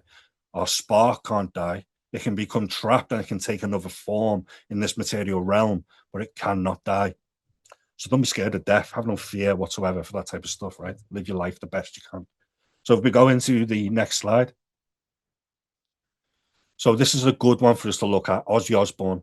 So last year, Ozzy Osbourne and Black Sabbath, they were bringing an end to their career. So Ozzy Osbourne is well known to be a big fan of Aleister Crowley and John Dee.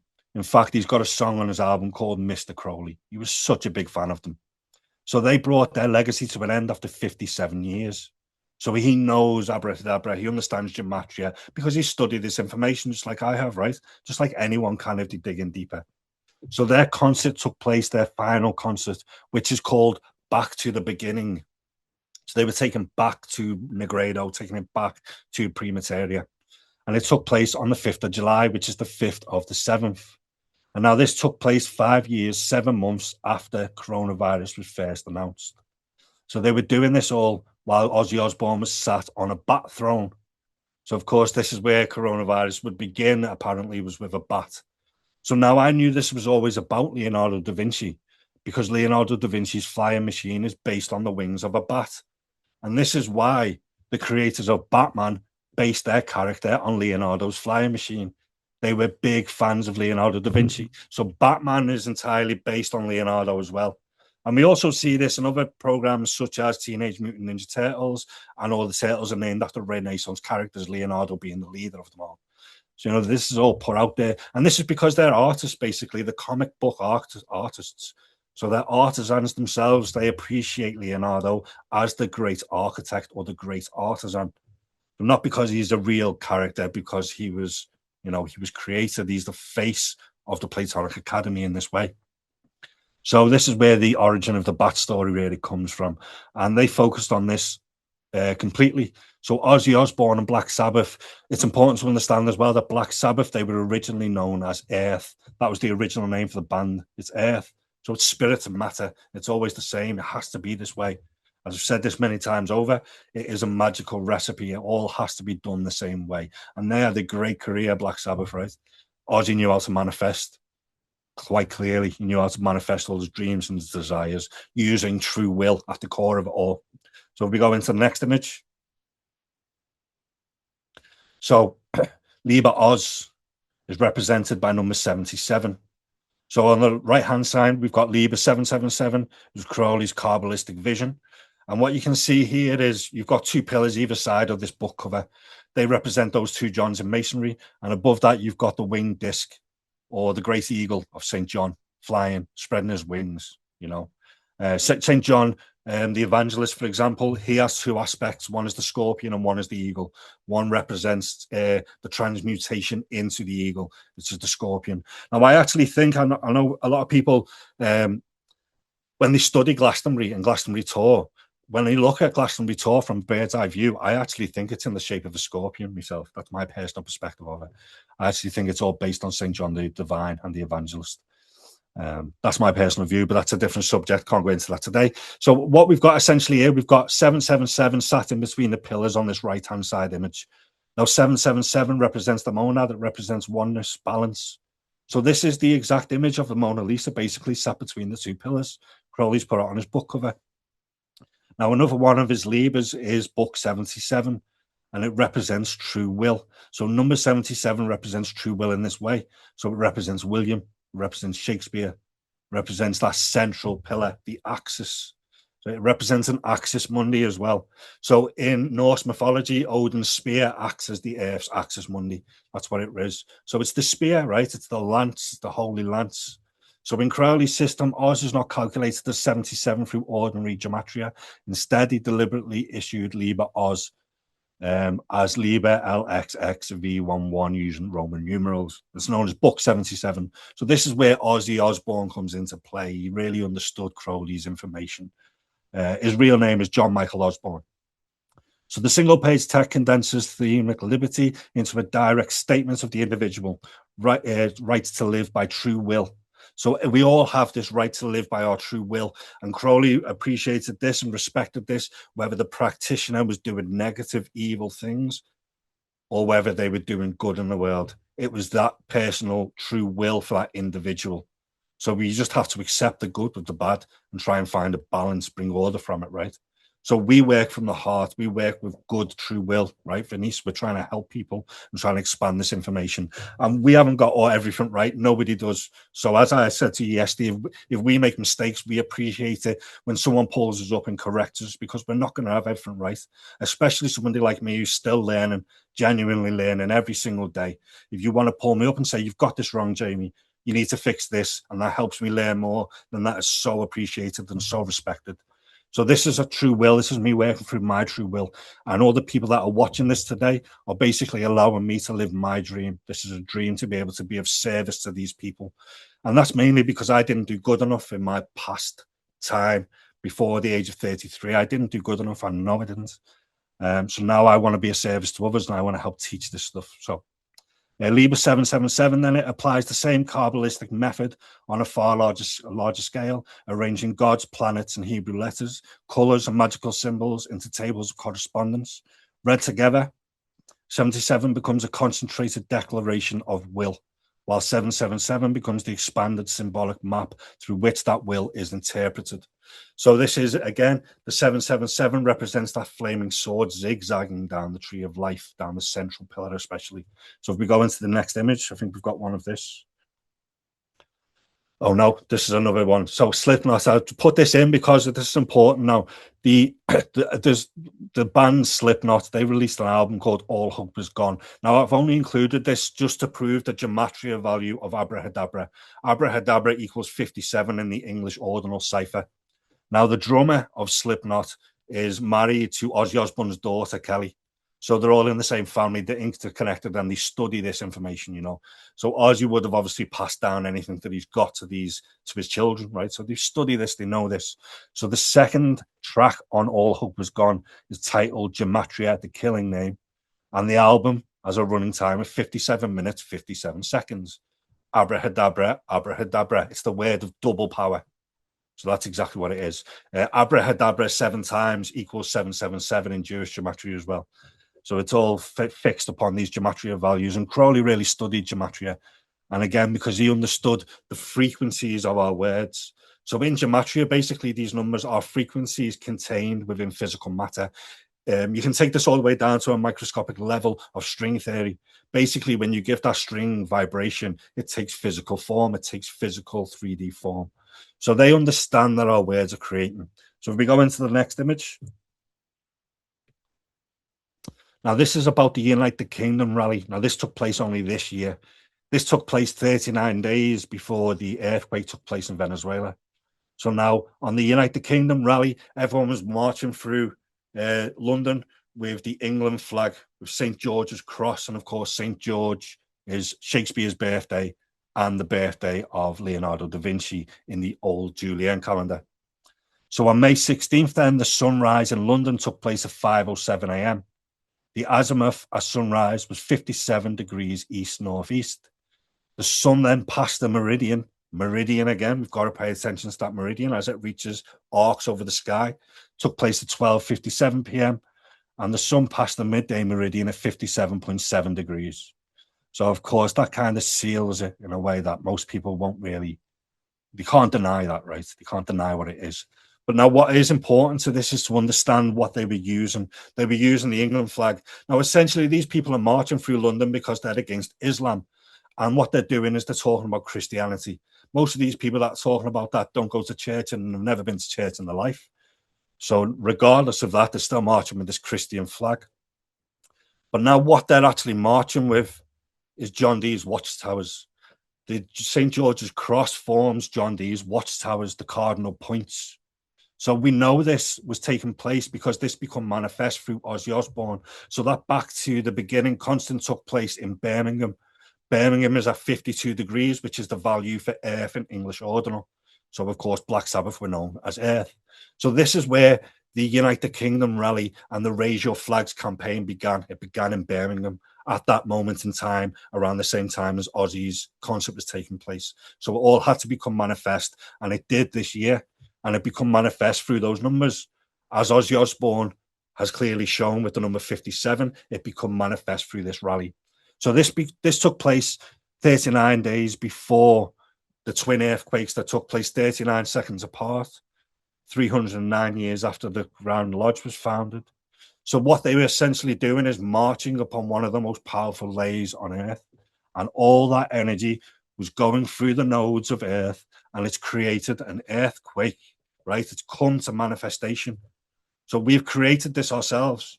So are people going to take responsibility for their actions of manifestation now? Not many people probably will, of course. So this becomes very obvious of what's taken form. And John Dee's watchtowers, I've got this up on a separate screen here. So it's watchtower or guardian magic, right? So one of the 4 cardinal points or quarters, it's east, south, west, and north.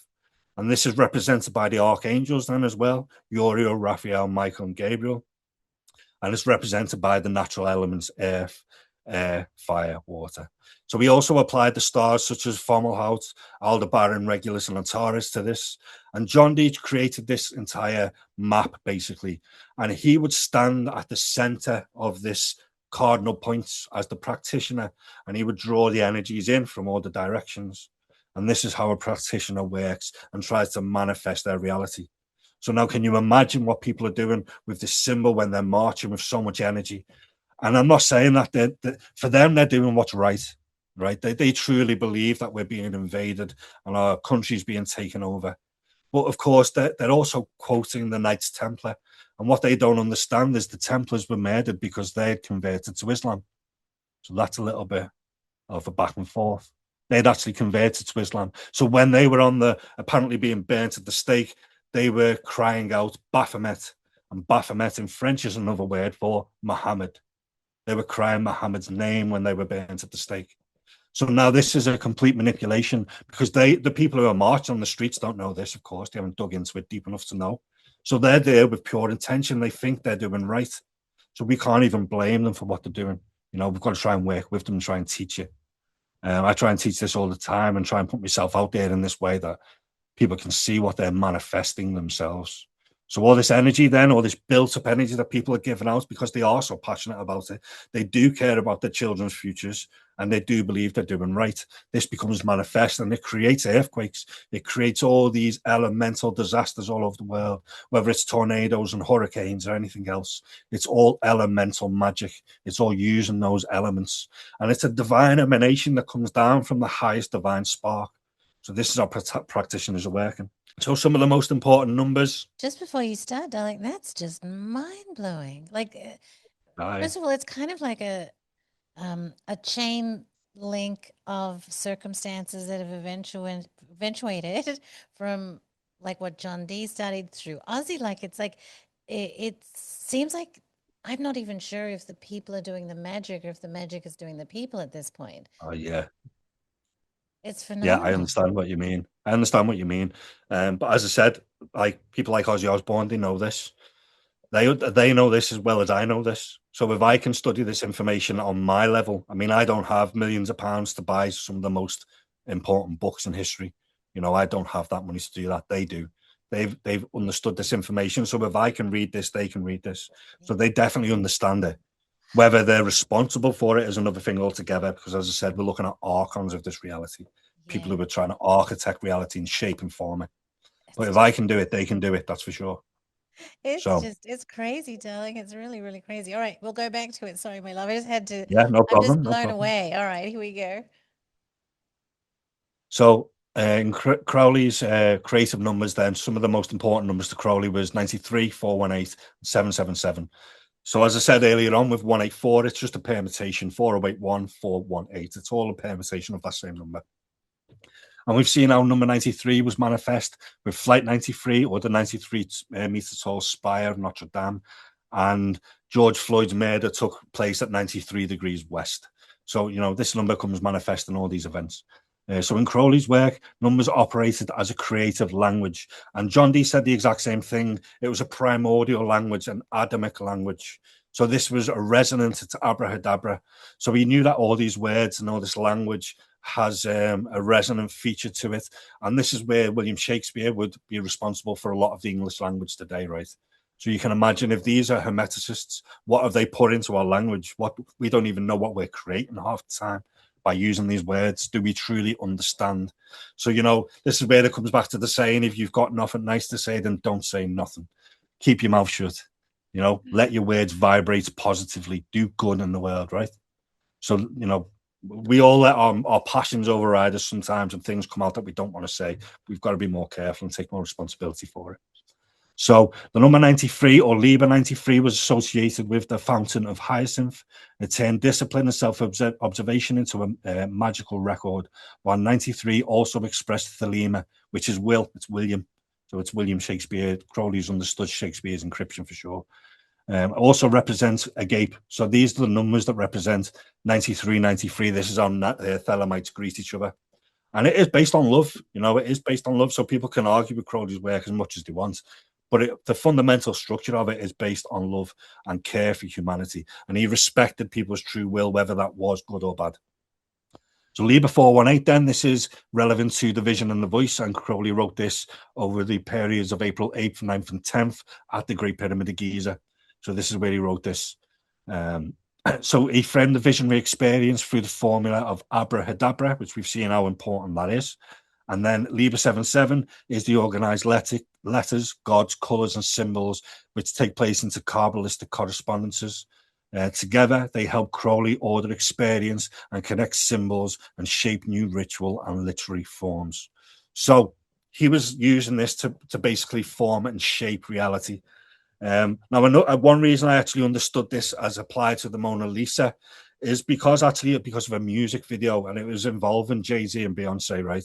Now, they have got a music video. It's called Ape Shit. Now, that Ape Shit music video was focused on the Louvre, and you see both of them stood either side of the Mona Lisa throughout that video. So you have the male and the female principles, right? So this Ape Shit is an anagram of shape it. That's what it's an anagram of. So they're shaping reality using the monad. So she helps shape and form reality in this way. That's more of a popular culture side of it, so I haven't included it in this, but it's an interesting detail nonetheless. So these numbers, we've got to pay attention to these. When we're looking at Crowley, we pay attention to these numbers in particular, and we see these come manifest in all world stage events. As I said, they're using Crowley's knowledge, and it's not Crowley's knowledge as such, it's Hermetic, Kabbalistic knowledge that John Dee was also using. And he had learned this from his travels to Florence, Venice, and Rome. He got this from the Corpus Hermeticum, or the Hermetic Bible, so to speak. So if we go into the next slide, we start to see how this starts taking place. So abracadabra also has a value of 418, and this is in the Hebrew alphabet. So Crowley understood this as a creative number. It's the word of creation, a number of manifestation. I will tell you a great secret. It is the word of the Aeon. The word is abracadabra. So this is something now we're starting to use. And Crowley said this time would come. He predicted this time. So the magicians who are using his formula, so to speak, this is where we're at now. So 4 represents spirit, father, fire. 1 represents matter, the mother and water, and 8 is infinity. It represents a balance, or the door, the portal for divine energy to become manifest. So if we go into the next image, you start to see how this becomes manifest in Crowley's doctrine, so to speak, through order out of chaos. So this was his religion, essentially. He created his own religion, but he had used all the knowledge that he'd researched in the Bible and everything else. So, for example, Adam lives until he's 930 years old. So there's his 93. And then Lamech lives until he's 777 years old. So there's 777. It's all the same alchemy in the Bible from start to finish. It's all the alchemical process. So this was the 2 pillars that we've seen, and we've seen that winged disc already, and 777 represents the balance between them. The 777 represents the zigzagging feature, as I said, coming down the tree of life. So if we go into the next image, we get to see how this was used on the world stage. So this was last year. This is when the United States and Israel first started bombing Iran, and we only see this really come manifest this year. So on June 22nd, this started to take place. And we see the civil twilight started on the day that they started bombing Iran, was at 4:18 a.m. So the sun passed the meridian then at 77.7 degrees. And we see this starting to take form as we go through the days. So we go through the days there, and it's this bottom box of numbers that we're looking at. It's the 418 or 0418. So this is abracadabra taking form. So that's the civil twilight. And we see the twilight actually ends at 1953, which is 7:53 p.m. So it's known as 7:53. So this meridian, the solar noon, was taking place at 77.7 degrees. And this formula has to be used for it to become manifest on the world stage. And we wouldn't see it become manifest until this year. So they've used this for all the petrol prices and everything else this year. And people have just not even questioned it. They just go with it because, of course, there's nothing we can do. But of course, we can. We can use this to fight back.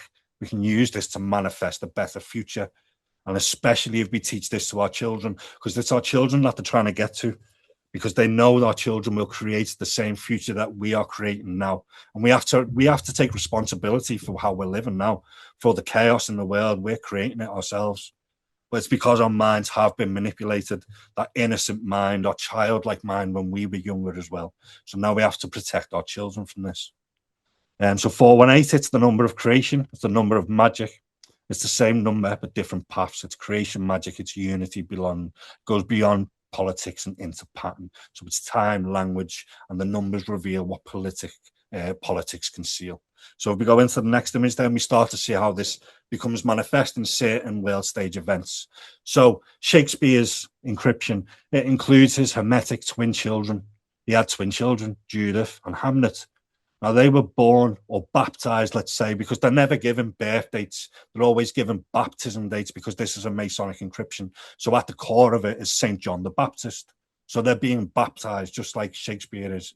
So the only reason they give Shakespeare's birth date as April 23rd is because his baptism date is documented as April 26th. So they have to, in them days, you would usually be baptized 3 days after your birth. So they just calculate his birth on St. George's Day. So what we find is Judith Shakespeare lived until she was aged 77 years and 7 days, which is equal to 4,018 weeks. It's exactly the same Hermetic encryption. So for me, this proves the encryption of William Shakespeare. It's doubtless, it's his Hermetic twin children. It's become a manifest. So Hamlet, then, he would die on August the 11th at the age of 11, the 11 letters of Abrahadabra. August the 11th is also the creation date in the Mayan calendar. So it's a creation of the earth. It's the creation of those earth stones, This is how it's taken form. So as I said, with William Shakespeare, his birth date was given in 1564. And this is also the date when John Dee published the Monas Hieroglyphica. And then his death date is given in 1616 when the Chemical Wedding was published. So this is where we start to see all this taking place in his Hermetic twin children, I call them, because that's what they are, the characters, right? The character creations. And they would be used for a long time. They're still being used to this day. I mean, of course, there's no mainstream scholar or academic that's going to take this and go, oh, yeah, that's right. Because for starters, they don't have the knowledge to understand it. That's just to begin with. So if they actually studied this, they would. Yeah. But they're too scared to. They push back from it. We don't want to know. Yeah. We're too proud of William Shakespeare to admit that it's all false, that it's all fabricated, that he is a character, and there he is used by people like the Rosicrucian order. And it really becomes obvious in things like Romeo and Juliet, where you have Romeo and Juliet, the male and female, and in between them you have Mercutio, Mercury. It's the Hermeticism, right? He's the hermaphrodite who stands between them both. So when we look at the film version of Romeo and Juliet, who did they get to play Romeo? Leonardo DiCaprio. Oh, yeah. So, and this was also the same as we've seen with the Titanic. So the Titanic incident that took place then in 1912, this would become manifest later on when they used Leonardo DiCaprio to play the main character in the film. The Titanic sank on Leonardo da Vinci's birthday, April 15th. So a lot of world stage events take place on Leonardo's birthday because he is the great architect, and it's all got to surround this same encryption. It's always going to. So I haven't got time to go into those today, but we have got decodes on the Titanic sinking and everything else that took place. So Titanic, obviously, as well, Titan is one of Saturn's moons. So, it's all astronomical and everything else. So if we go into the next slide.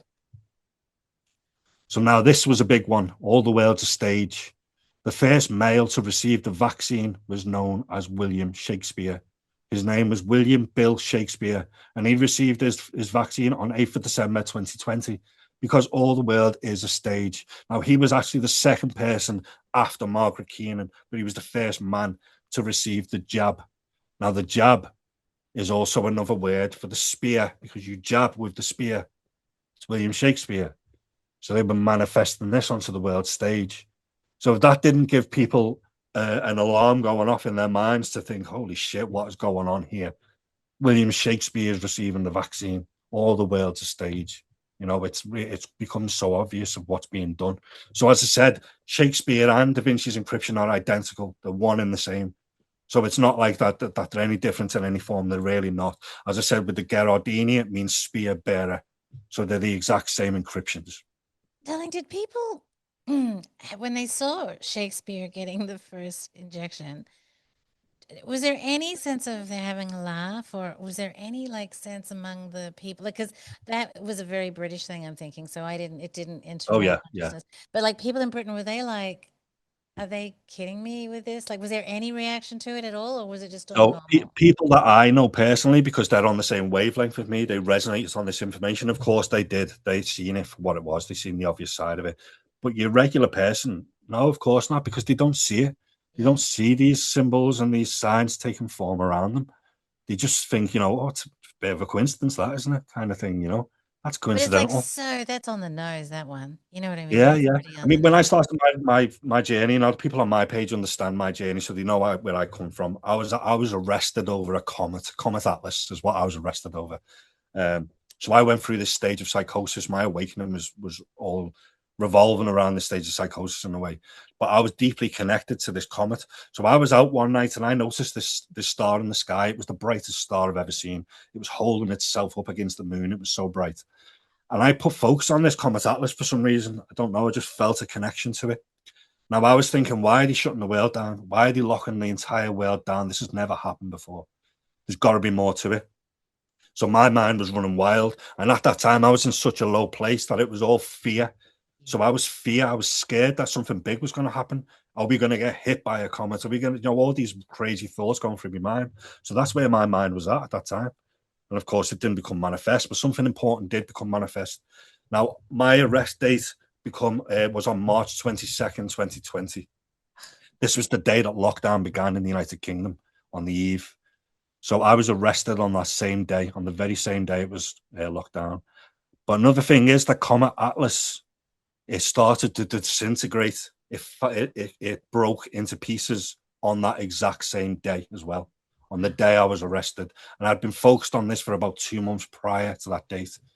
So whatever was taking form at that place, it did happen, something has taken place, something has come to manifestation, and it's brought me into this information.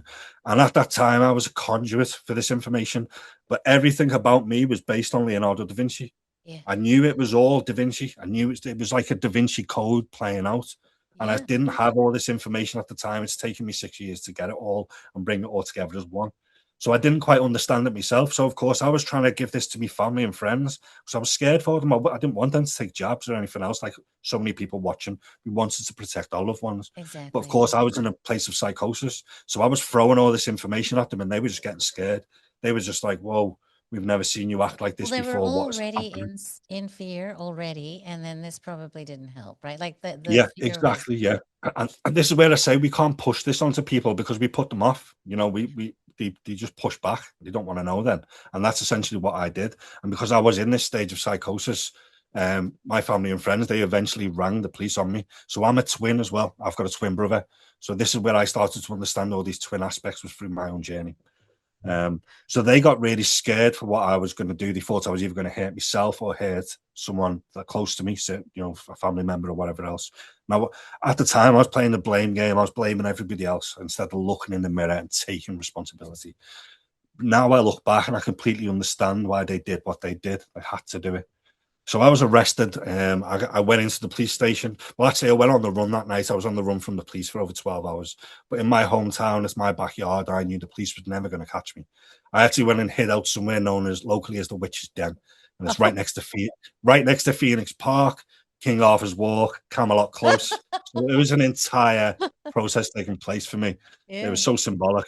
And my granddad is Granddad Arthur. His name is Arthur as well. And my grandma is Dora. They both died at the age of 77. So it was all this entire thing in my life. I was just like, this can't be real. Surely I'm dreaming, something's going on. So my like that arrest date movie. came. What was that movie about the Indian kid that was on the game and all the he had all the answers because of his life. It's like that for you in Or this is it Life poem. of Pi? Is it Life of Pi or something? Or there's something else? Wait on. I'll think of it. He's an Indian kid. Um, anyway, keep talking. Keep talking. I'll find it Yeah. out. So so that's where my journey really began. It was from the really dark place. So I started at Negredo. It was in my blackening period, so to speak.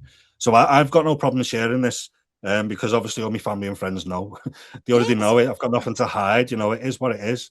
I had to pick myself back up from that really dark place, and I had to find my way again. At this time as well, my daughter was mainly staying with me. She lived with me most of the time. She'd go and see her mum weekends or whatever while her mum was working and in university. So I lost my daughter as well at that time. Daughter was taken from me. So I had to fight back. I had to find a way of coming back from it. And this is, as I said, this saved my life. Becoming addicted to learning, becoming addicted to notice, literally saved my life. I didn't want to be here anymore. I'd lost everything. None of my friends were speaking to me. None of my family was speaking to me, and they still don't to this day. They still don't to this day. So, The alchemy, darling. I mean, as you will know, there's this part where you have to become completely disillusioned, like yeah, yeah. the grado, right? Everything has to completely boil down into Yeah, you have to nothingness. disconnect. Yeah, Yeah, it's part of the process. It is. I understand that now, but at the time, of course, I never. of course, I mean, yeah. I didn't understand anything about alchemy Nobody whatsoever. tells you until it's Um, over, and it's like if you no, knew it this is the thing. beforehand, Yeah, you'd be like, the "Oh, best that's way what for that us. is." You've got to go through it, haven't you? Some people make it through, and some people don't. Unfortunately, some people just stay in that dark period or that dark place, and it's unfortunate. But you've got to find your way. I mean, at this period of the time when I was focused on this comet, my forehead was really pulsating, and it still does now when the moon's at its highest point. And I didn't understand anything to do with this third eye concept and all that type of stuff. I was thinking, it's just a headache or something. But I would become a conduit for this information. Yeah. It has quite literally, when people say it's come out of nowhere, it did come out of nowhere. And this is why my family and friends were so scared for me, because they've never heard me speak about any of this before. But interestingly, what I was doing, I was sharing this information, and none of them could prove it wrong. So what they would say is, okay, it is right, but it's all a coincidence. Yeah. So I was just like, this can't It's a all be a series of coincidence. remarkable coincidences. Like this is Exactly, where does it become not a coincidence and a yeah, when you fantastic? start going through hundreds of patterns, it's no longer a coincidence, right? It's a pattern. It's something that's playing out. Yeah. So that's where my journey began. That's how I began doing what I do today, and that's why I'm here now. So Fantastic. essentially, it's all played through my own life, and through my own life experience. This is how I learned this information, by living it. Basically, I always say you don't crack the Da Vinci Code; you've got to live it. Yeah. And it's each and every one of us has got that in us. We're all a medium. We're all a conduit for this divine knowledge that can come through. It's just how we handle it, basically. You have a particularly brilliant mode of perception, however, and I'm so appreciative that you're showing us where to look because I don't think I would have ever got to even one foot on the steps, without you pointing us in the Yeah, direction. yeah. Well, I don't think you have some of the smartest people in the world. These academics and scholars, they don't even know where to look in this way. This is a No, different yeah, it's kind of true. way of perceiving the world. It's very different. So I'm not a mathematician or an Egyptologist, or I don't even have GCSEs. I don't even have our basic level of education in our country. So I That's had to probably find my why own you're so way. smart, darling.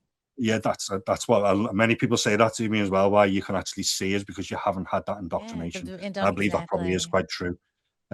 So I think being an intellect in that way sometimes can block your perception Oh, of these signs and symbols, and being able indoctrination. to Yes. put these correspondences together. Yeah. Um, so I mean, a lot of these academics and scholars, they're also self-proclaimed. A lot of them, self-proclaimed geniuses in their own right. So it is what But it is, like you right? To said, it's just part keep of the doing what I do. process, it's the indoctrination process. And thank you, Steve. And it was Slumdog Millionaire. So have you seen Slumdog Millionaire, I've Yes. seen that. Yeah, Yeah, yeah, that kind of thing. yeah. So that Good was cool. shout. Yeah, All right, my darling, I'll put your slides back on because I'm yeah. Go for it. interrupting Yeah, you we'll get rudely. back in. It's just that COVID thing really just, it's just awful. Yeah, it really got to you, that one, in a way. Yeah. I So was one William of the Bill people that had Shakespeare. like you said, the trying to stop people from falling for it. And Yeah, also, well, I would say pretty much every person watching this now yeah. is probably in the same boat, that they were desperately trying to reach their loved ones. So this is our true will. So this is what William really represents that holy lance. So for Aleister Crowley, the holy lance was more than a weapon. or a religious relic. It represented the active force of creation. As the masculine point, the lance carried the seed of will and directed it into the feminine vessel of the Holy Grail.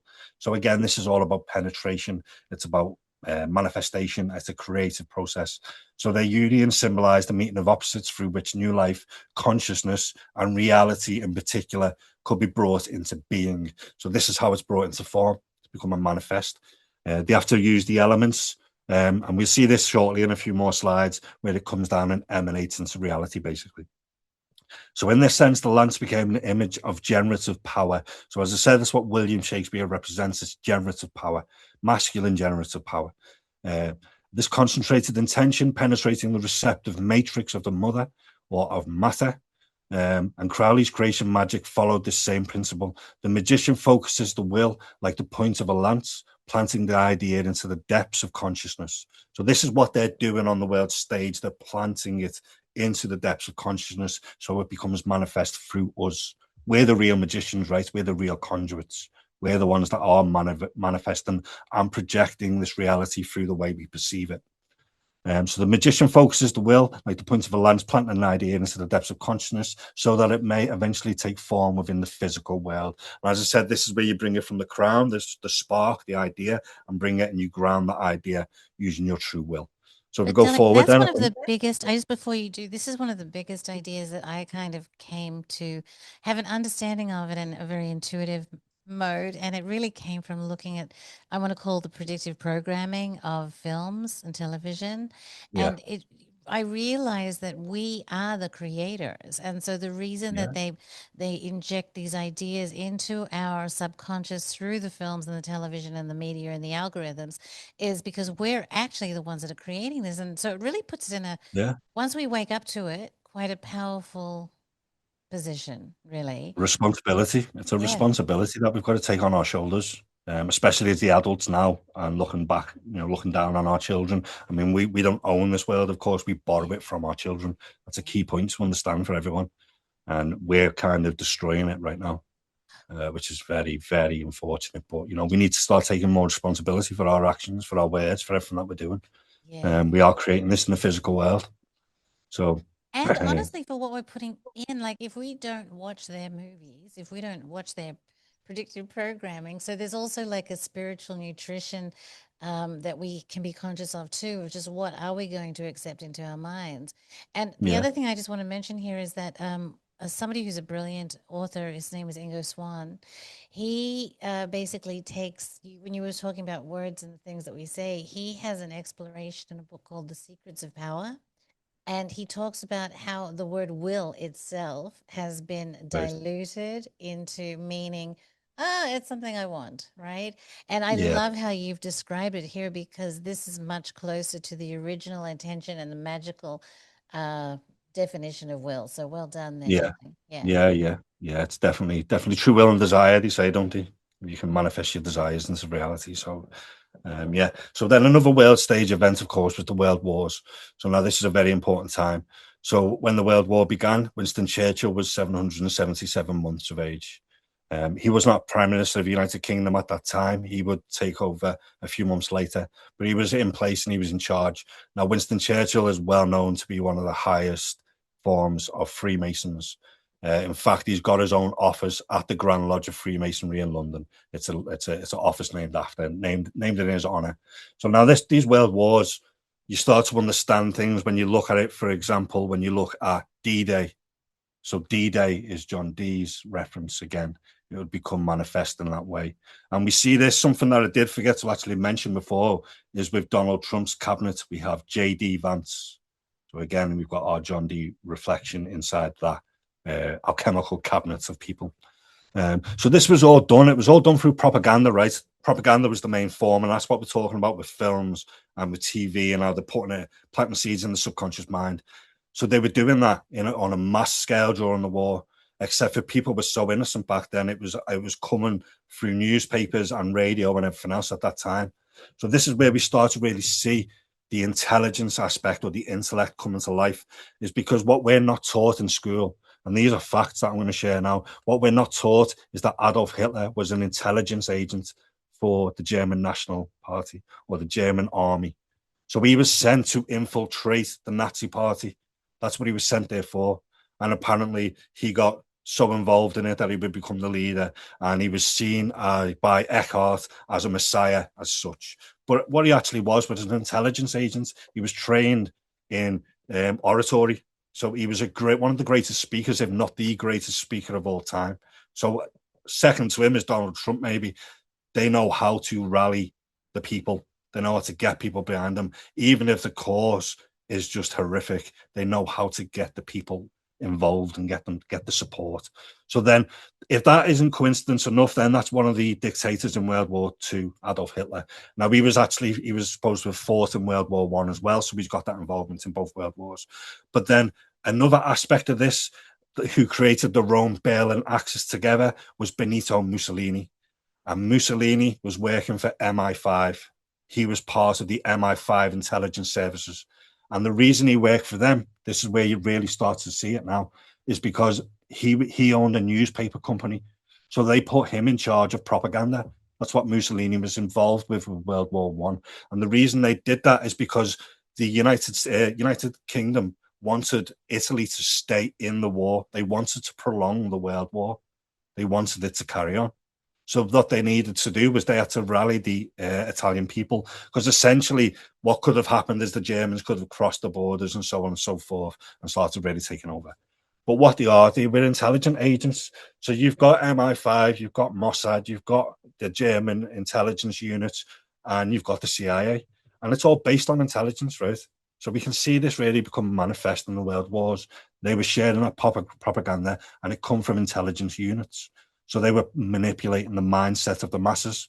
So, of course, this is the World War. And as I said, with the World Trade Center or Black Sabbath with Earth, for it to become manifest, it's always about the world, or the world card, the 21st card in tarot, and so on and so forth. So this is how it all become manifest. And what they needed to do was restructure. So to restructure, you've got to bring down the old structures. The easiest way to do that was bomb every country that you could imagine and start really destroying everything. So they went ahead and did that, and they would manifest where we are today. And so, you've got all these new buildings, and all these ancient buildings were destroyed. People talk about bells being taken out, and all these harmonic frequencies that we once lived by and once were in tune with. Everything's changed since then, and it only takes a few generations to do this. Our grandparents never knew what was going on, bless them. They never understood what was really taking form. If I try to explain this stuff to my granddad, who's no longer here, it would devastate him. He fought in World War II. It would absolutely devastate him to know that him and his friends lost their lives for these type of events, for these type of people who are controlling world events in this way. So then if we go on to the next slide, we get to see how it becomes more manifest. So 70 years, 7 months, and 7 days old, 777 once again. This is between the birth of Donald Trump and the day he first became president in 2017. So again, he represents those Trump cards, right? He's Donald Trump. He represents the Trump cards in this way. So 70 years, 7 months, and 7 days. He was born on the 14th of June, 1946, and he first took the presidential oath at this precise moment in time. So it has to be done for him to be able to manifest what he's doing now. He's one of the grand majors on the world stage. And as I said, he sat on that 77th degree parallel as well. So he's the priest, he's the grand magus who's controlling the Oval Office. So if we go into the next slide, we get to see Diana Spencer. She died in a tunnel that was underneath the 777-kilometer Seine River. She died in a tunnel that was 153 meters in length. So that 153 is our Vesica Piscis. It's always a symbol of the Vesica, and she is the divine feminine, essentially. She's also a member of Winston Churchill's family. She's Diana Spencer Churchill, is what her real name was. She's part of the same family. So whether these are actors and actresses, you can leave your mind open to that if you want. But either way, these events have become a manifest. And this event in particular, like the World Trade Center, Diana really affected the public. She was doing good in the world, right? And this is obvious. She was doing good. So no matter what people think of her, she was doing good things, or apparently doing good things. So people loved her for it. And we give off that heart emotion again, that electromagnetic energy once again. So these are world stage events, and they always have to revolve around the 777 numerology in a way, because it is the flaming sword. It's how we bring balance from the order and chaos and bring it back into manifestation. So if we go into the next image, So this is about the Vesica. This is the unit of the Vesica Pisces. So we have 265 units in height and 153 units in width. And this is why this is the Holy Grail to Crowley. So 418 represents the mother to Crowley. It represents the Holy Grail. And this is because when you combine the two units, just as we merge or conjunct those spheres, it comes together and they equal 418. So Crowley understood this, and he knew that this was manifest in the Bible as well. So it's manifest through St. Peter and Vatican City, and the bladder of the fish. So in the Bible, it actually starts in Matthew 4:18. That's where it begins. So this is when Jesus first meets the fisherman. So he first meets Simon Peter in Matthew 4:18, and then later on in the Bible, they go ahead and they catch the 153 fish to feed the people. So this is all based around the geometry of the Vesica Pisces, and Crowley understood it. He understood it on a very deep level. So if we go on to the next image, we get to see why 418 is so important. So now the volume of a sphere equals 4/3 times pi times the radius cubed. It seems like quite a complicated mathematical equation. It's really not. So as the radius is 1, the volume becomes 4/3 of pi, or approximately 4.1888 cubic units. So that means all spheres of 1 unit have a volume of 4.1888. And the Sephiroth on the Kabbalah tree of life are known as spheres. So Crowley understood that the two main numbers attached to the Kabbalah tree of life are 418 and 777, the zigzagging down the nodes. So this is how it was formed, the sphere of creation. So Crowley understood this. He understood the deeper levels, the scientific nature of it, the mathematical equations behind abracadabra. He understood how it was placed into the Bible. And as I said before, this is why he was demonized. He had too much knowledge. So it was better to demonize him. Darling, the Ein Sof. So is that the moving through the spheres? Is that as a top-down So view? the Ein Sof, it's the eye. It basically acts as the divine light. It's the higher emanation. So everything has to become, everything emanates down the tree of life from the Ein Sof. So that's when it basically it reaches Kether first, or the ether. Kether and ether, it's the same thing, crown, right? So that's where it starts manifesting them through Bina and Shokma and so on and so forth, all the way down into Malkuth. Malkuth means kingdom, so it's kingdom come. So it's King Arthur's kingdom as well, the flaming sword and the stone. So it's all the same type of thing. This is how it's always done. So Crowley's understood all this information. Obviously, he's understood how to work the Kabbalah tree of life, and more importantly, he understood that we are the tree of life, the human form. So we understood how it works. He understood how the human body. So this is a mystical science, and it is the scientific nature of the human body, the human form, or the physical structure becoming manifest in the physical realm. So it acts as an emanation down the tree of life. We'll see this shortly. I apply this to different civilizations and different cosmologies shortly. So if we go into the next image. So this is the lightning flash, as we've talked about numerous times now. So it comes down from Kether, it comes down from the crown, and we go from Bina and Shokma. So Bina and Shokma are basically our temporals. It's our right and left eye. So this is what they represent in that way. So you can imagine this is the Godhead as a whole. And it's that physical manifestation is the lightning flash. So in Hermetic Kabbalah, the lightning flash traces divine force descending through the 10 Sephiroth, or the 10 spheres. From Kether all the way down to Malkuth. And Malkuth represents kingdom come, earth, matter, stone. Each sphere receives and transforms that current, carrying unity, fruit, wisdom, understanding, mercy, severity, beauty, victory, splendor, foundation, until it becomes manifest in kingdom. And through Crowley's Liber 77, the tree's correspondences were organized into the symbolic language of 77777. Can therefore be read as creative order unfolding through successive levels of consciousness and form. So again, this is bringing spirit to matter. It's how we've viewed everything else in this presentation so far. It's just another way of looking at it. It's the Kabbalistic tree of life. And this was ultimately top of the tree for Aleister Crowley. This was the pinnacle for him. He knew how to use it. He was a master of it. Master of manifestation. He manifested all his dreams, really. If we go into the next image, that was the lightning flash and the flaming sword. Now we see the 3 pillars of Kabbalah. It's best to represent it in this way. So we have Boetz and Jachin, or Yakin. represent the sun and the moon, 666 and 888. So these are the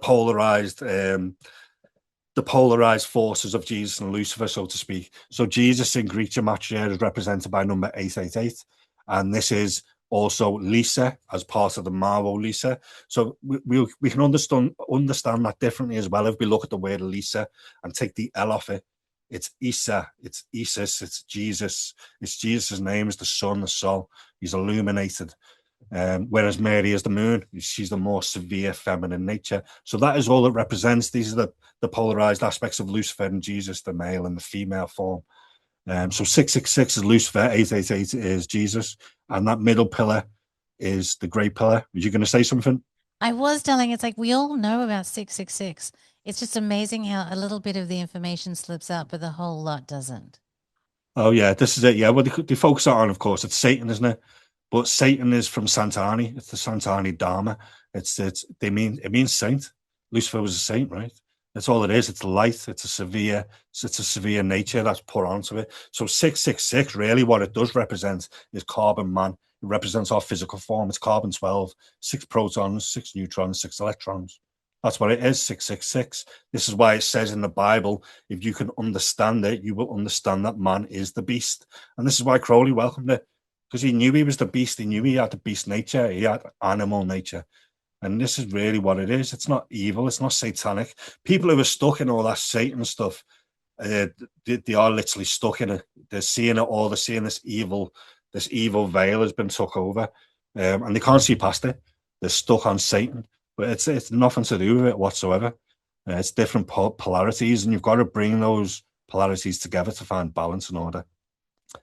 So, of course, we have the black pillar, the white pillar, and the grey pillar. And Crowley really talks about this in his book titled Moonchild. And Crowley places himself as the grey magician in that book.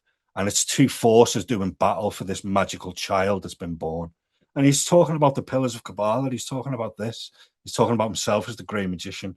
So we have the black, the white, and the grey area in the middle. So people fall for this all the time, right? They fall for different political parties, two wings of the same bird, red and blue. It's all polarized in nature. And the key to it is to always walk the middle path. You get there a lot quicker when you walk the middle path. Otherwise, you're going to zigzag between all the nodes. It's going to take you forever. It doesn't mean you won't get there in the end. It's just going to take you a lot longer. So the more people realize that these people are there to provide a divide and conquer tactic that will dominate humanity. They've been doing that for a long time. They give us this bread and circus, right, to keep us entertained and to keep us fighting against one each other. I mean, we see it in sports more than anything else. Two teams playing off against each other and fans. And most of the time, somebody loses, somebody wins. There's always a down, negative energy and a positive up energy. It's up and down nature of it. So it's always the same way in this way. So the middle pillar then represents the monad, it's balance.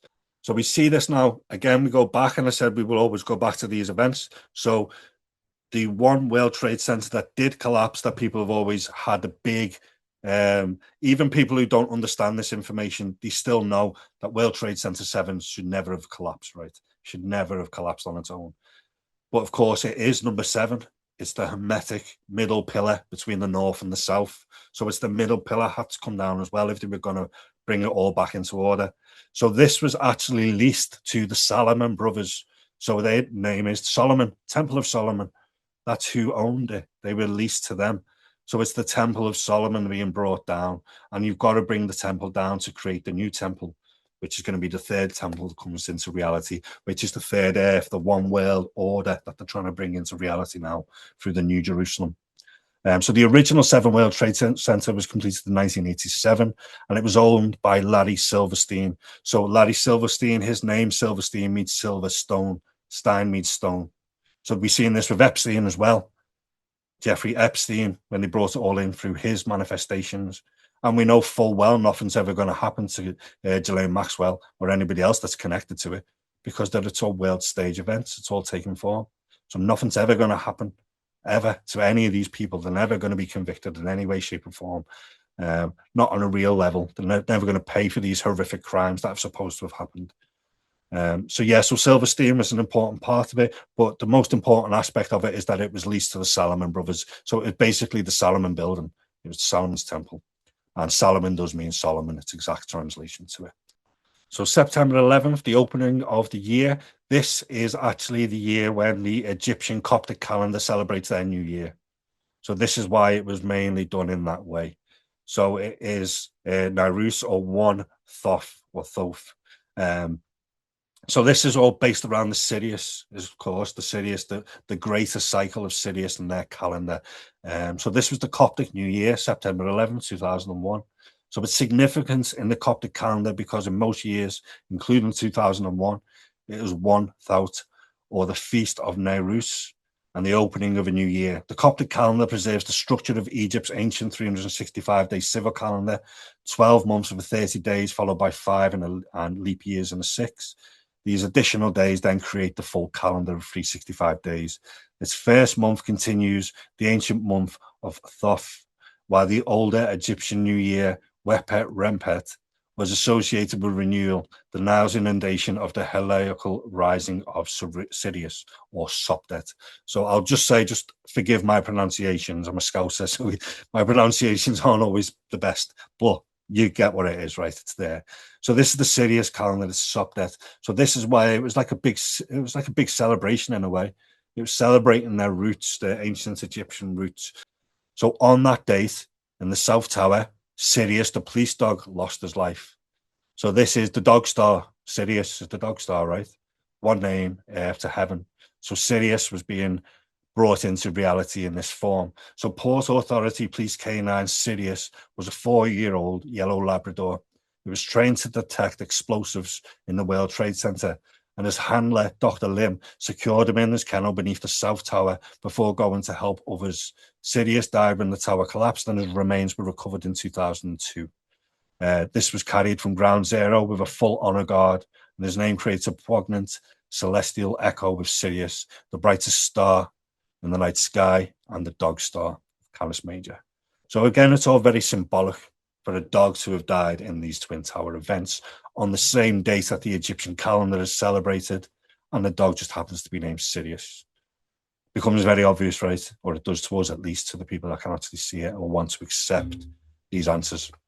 So Sirius said, faithfully on earth, while the other has guided human eyes in the heavens for thousands of years. So the World Trade Center the entire complex was on an area of 14.6 acres. Now, this is the exact cycle of the Sophic calendar, 1,460 Julian years. Now, we find that the Great Pyramid is also 146 meters in height. Now, of course, we're told that the meters are a modern measurement, so that doesn't count. It doesn't matter. We've got to dismiss that, which is bullshit, of course. It was never, ever just a modern measure. So I find this in everything. All these meter measurements come into play, and they are very precise numbers, used symbolically more than anything else. Whether we on a meteorological scale, whether people think it's right or wrong, or anything else, on a symbolic level, these are used in this way. So creating a decimal echo of 2 Egyptian measures of time and monumentality, the Sophic cycle, the period required for Egypt's 365-day civil calendar return to alignment with the heliacal rising of Sirius. It lasts about 1,460 Julian years, equivalent to 1,461 Egyptian civil years. So that was all surrounding the Egyptian calendar perfectly, every detail, no matter which way you look at it. And Khufu rose approximately 146 meters. Written side by side, they create this numerical correspondence, which is quite easy to see in this case. So alchemy, alchemia, or Kemet. So we spoke about this earlier on with the Black Lands and how this is the first black matter. So it was known as the Black Lands, and it is basically the seed germinating in darkness. And from that dark place, that seed will grow, and it gives abundance. Life is sprouts from it, right? So this is why it was known as Alchem. We have the Black Lands, and then we have Desheret, which basically translates to desert, and that's known as the Red Lands. So as I said earlier, we've got Negredo into Rubedo. It's the alchemical process. And Adam's name literally translates to red soil as well. So his name has got to be relative to this. So if we have Adam, we have Atum, and we have the atom. And people will say the Egyptians weren't studying the atom all that time ago, but the Hindus were. They were studying the Paramanu 4,000 years ago. So if they were studying the Paramanu, which means atom or paramount, then the atom was being studied by the Egyptians as well. Let's give them the credit they deserve. We think that they weren't doing it because we think we're at the height of civilization right now, when we're actually one of the most dumbed down period of times in history. You know, it's been taken from us, and it's not our fault. It has been stripped bare from us over these years through things like the world wars and everything else, and all this knowledge has been taken.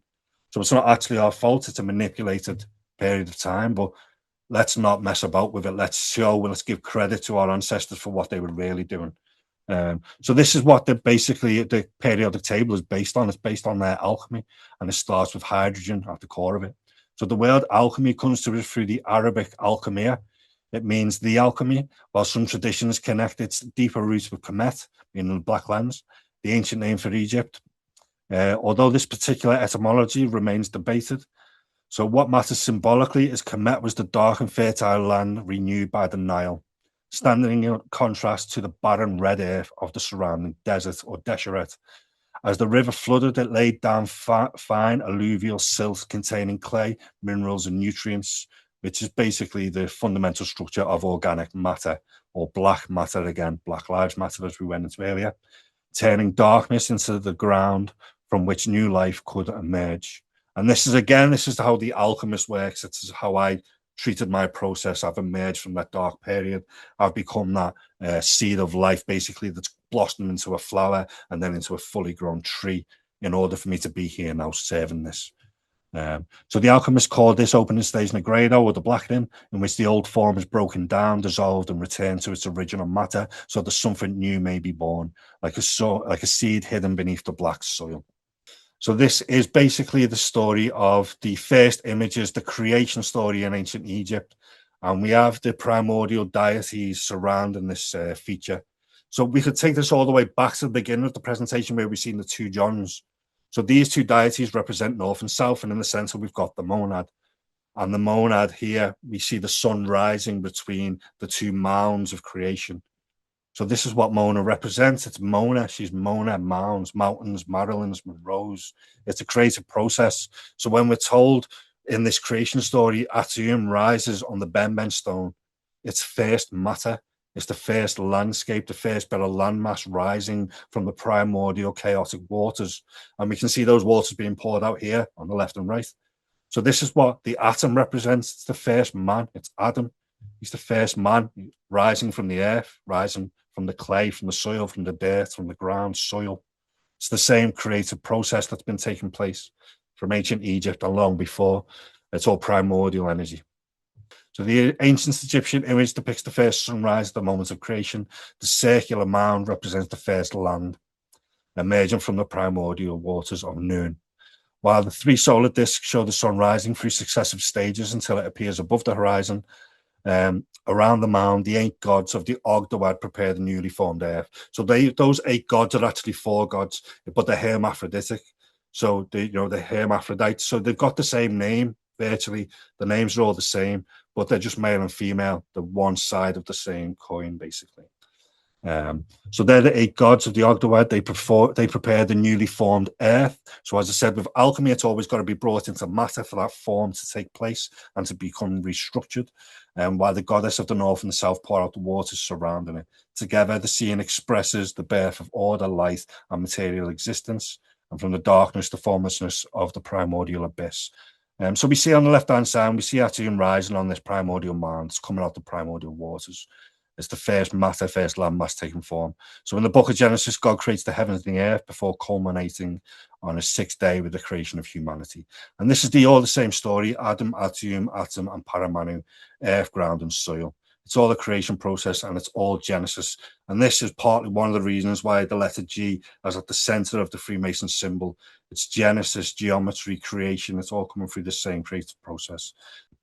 Now we can apply this to the Mona Lisa. As I said, we've got 3 versions of the Mona Lisa. And if you pay attention to them, the Isleworth Mona Lisa, which is the isle, it means the island taking form. So the Mona Lisa, the first one on the right-hand side, looks very young compared to the others. And they go up in stages, they go up in ages, basically. And this is what the pyramids represent. They represent the first landmass rising from the primordial waters. So it's what they are. It's, you know, it's the first landmass. It's the first Ben stone taking form. So we see this with the three Marys as well. The three mothers, three great mothers taking form. It's what Mona is, really. She's that dark lady, and she's has the androgynous form that brings order through Adam and Eve, or yin and yang. So Mona, in the language of elevated land, Mona represents the mound, mountain, Madeline, and Monroe. She represents that landmass taking form. That's what Mona translates to. And this is the reason why her name is related to Wales as the mother of Wales. It's also the reason why it's given to the Isle of Man as the Isle of Mona, because it's mountainous. So next year, when we have the tour of the Isle of Man, people come over to join me for that. They will start to understand all this when we go climb the mountains of Snaefell and so on and so forth. It's Mona's entire encryption is based in this. So from the mound to the mountain, each word describes land that rises to form, name, and the height or the prominence of the landscape. So another one that we've got at the end of here is Marilyn Monroe, which we know that as a Wales stage character. And she was always put in relation to JFK, who just happens to be a Gherardini related to Mona Lisa. So again, it's all the same story, same character creation. You see Mona Lisa's dimensions now. This is the Louvre Mona Lisa. So her dimensions are the exact proportions of the Great Pyramid. And I mean precisely in every way.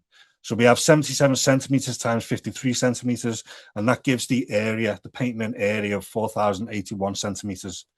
And that corresponds directly to the 481-foot height of the Great Pyramid. So when we look at this, then the Great Pyramid is a height of 5,773 inches. And that's Mona Lisa's direct dimensions, exactly the same. And this comes from the Vesica Piscis, as we'll see in one of the next images. But another way to look at it then is 77 centimeters is equal to 2.52 feet. And we find the Great Pyramid of Giza is 252 yards at the base length. So as I said, every detail in the Mona Lisa is encoded in this way. And we find the 53 centimeters is 1.73 feet in width. And this is the angles and proportions of the square root of 3 equals 1.73. And this is how the pyramid's geometry is created. So the ratio then of 11/7 equals 1.57, which is a number that we found in these D indicators earlier maps before. So here dimensions completely show us the Great Pyramid as well. It's fully encoded in the pyramid, and it takes form through the Vesica Piscis. And we see this through the work of Archimedes. So basically the number 0.57735, which is the height of the pyramid in inches, it is the 1 over the square root of 3. It's related to Archimedes' work in the measurement of a circle, and that circle is the monad. That's the great circle. So through this ratio, 153/265, we get that approximate, and Archimedes knew this. He knew that equilateral triangle was formed inside the bladder of the fish. So we knew that the pyramid must have been formed using the same geometry, basically.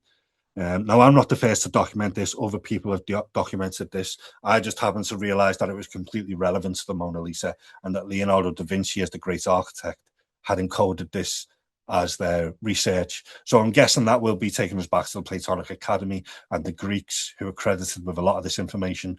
But where they've really gotten it from is the Egyptians. And as I said, this relates to Osiris' story where he lost his phallus to a fish. This is exactly what we're looking at right now. So this mathematics is something to study. It can get complicated, but one thing to do is try and simplify it for yourself, and you will understand where it comes from.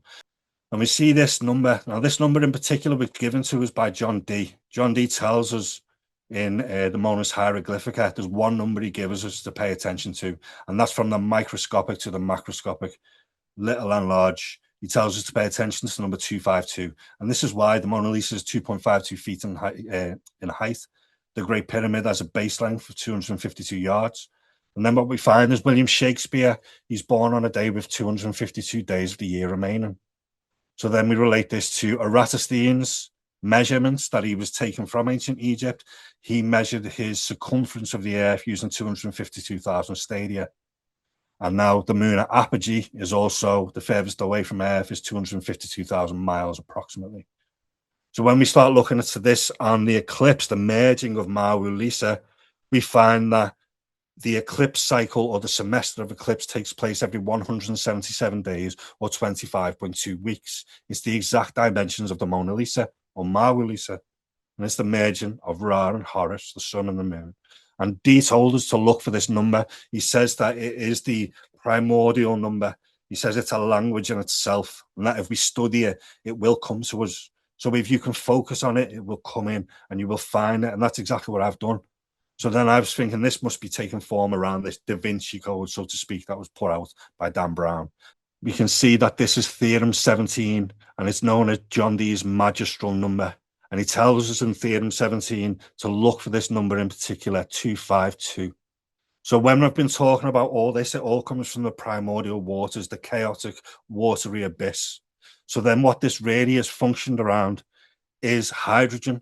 Hydrogen has a boiling point of 252 degrees Celsius, or actually it's minus 252 degrees. So that might get confusing because it's classed as a boiling point, but what it is a freezing point in space and time. It represents primordial waters as above, so below. So Dee knew that this was the first atom, the first atomic structure on the periodic table.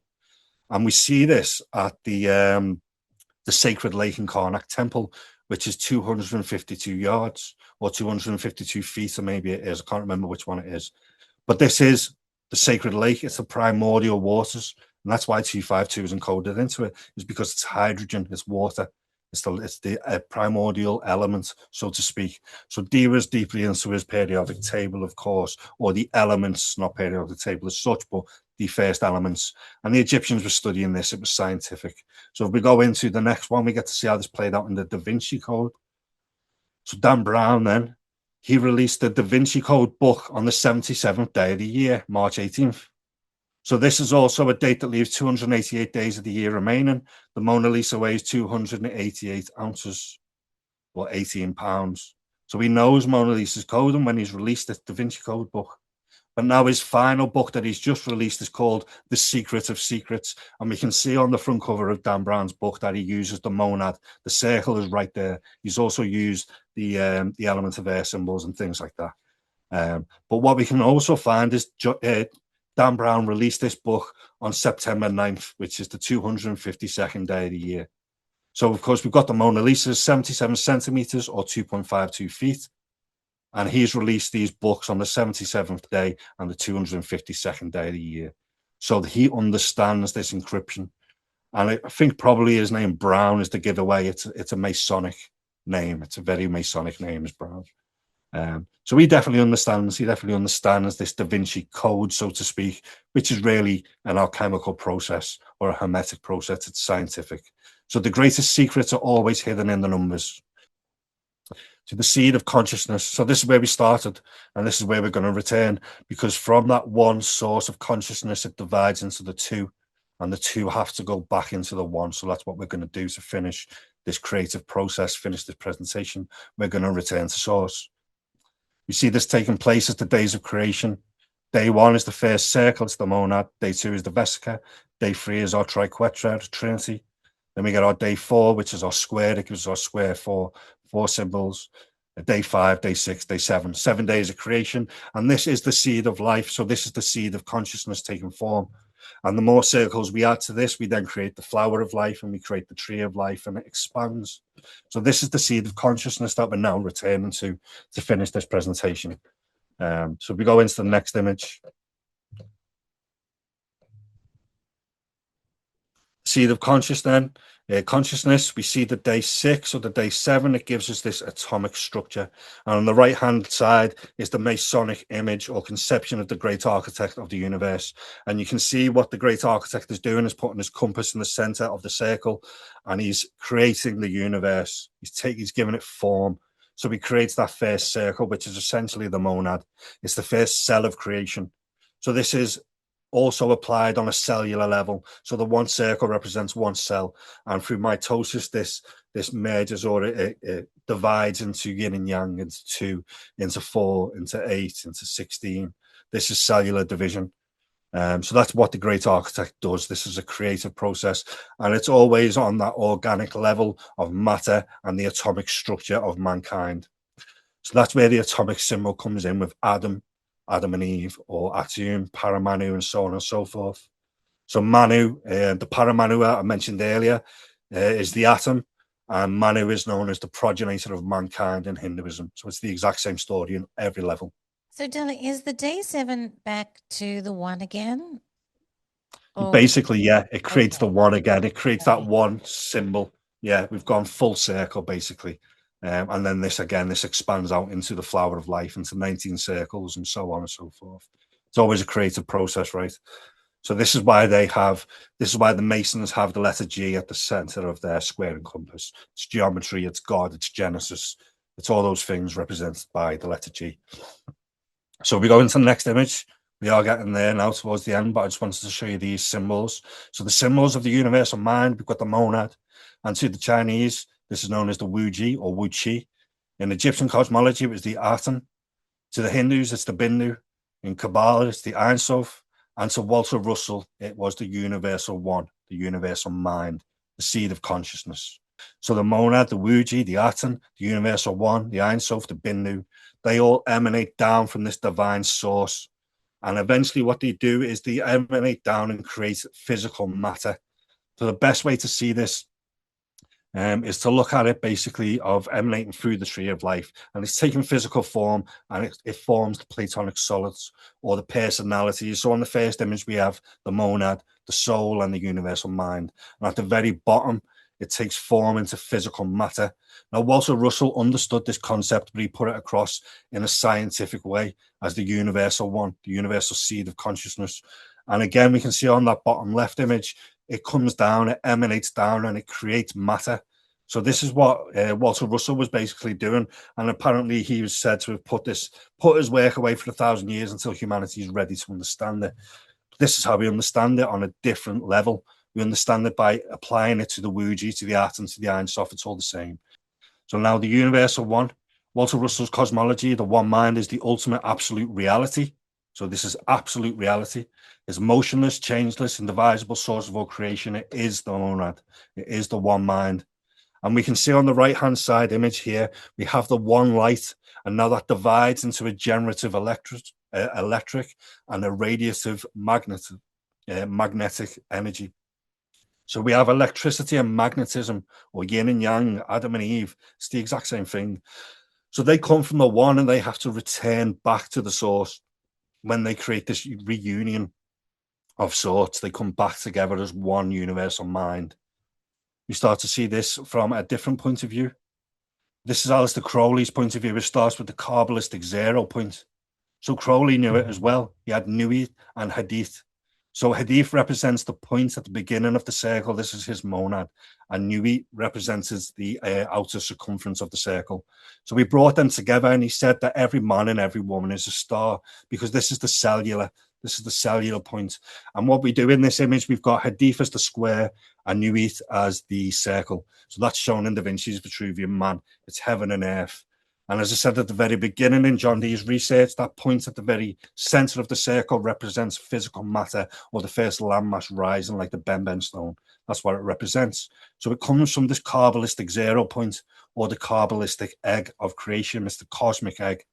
This is the same story in most cosmology stories. Once they divide, the sun and the moon break open from this cosmic egg of creation, right?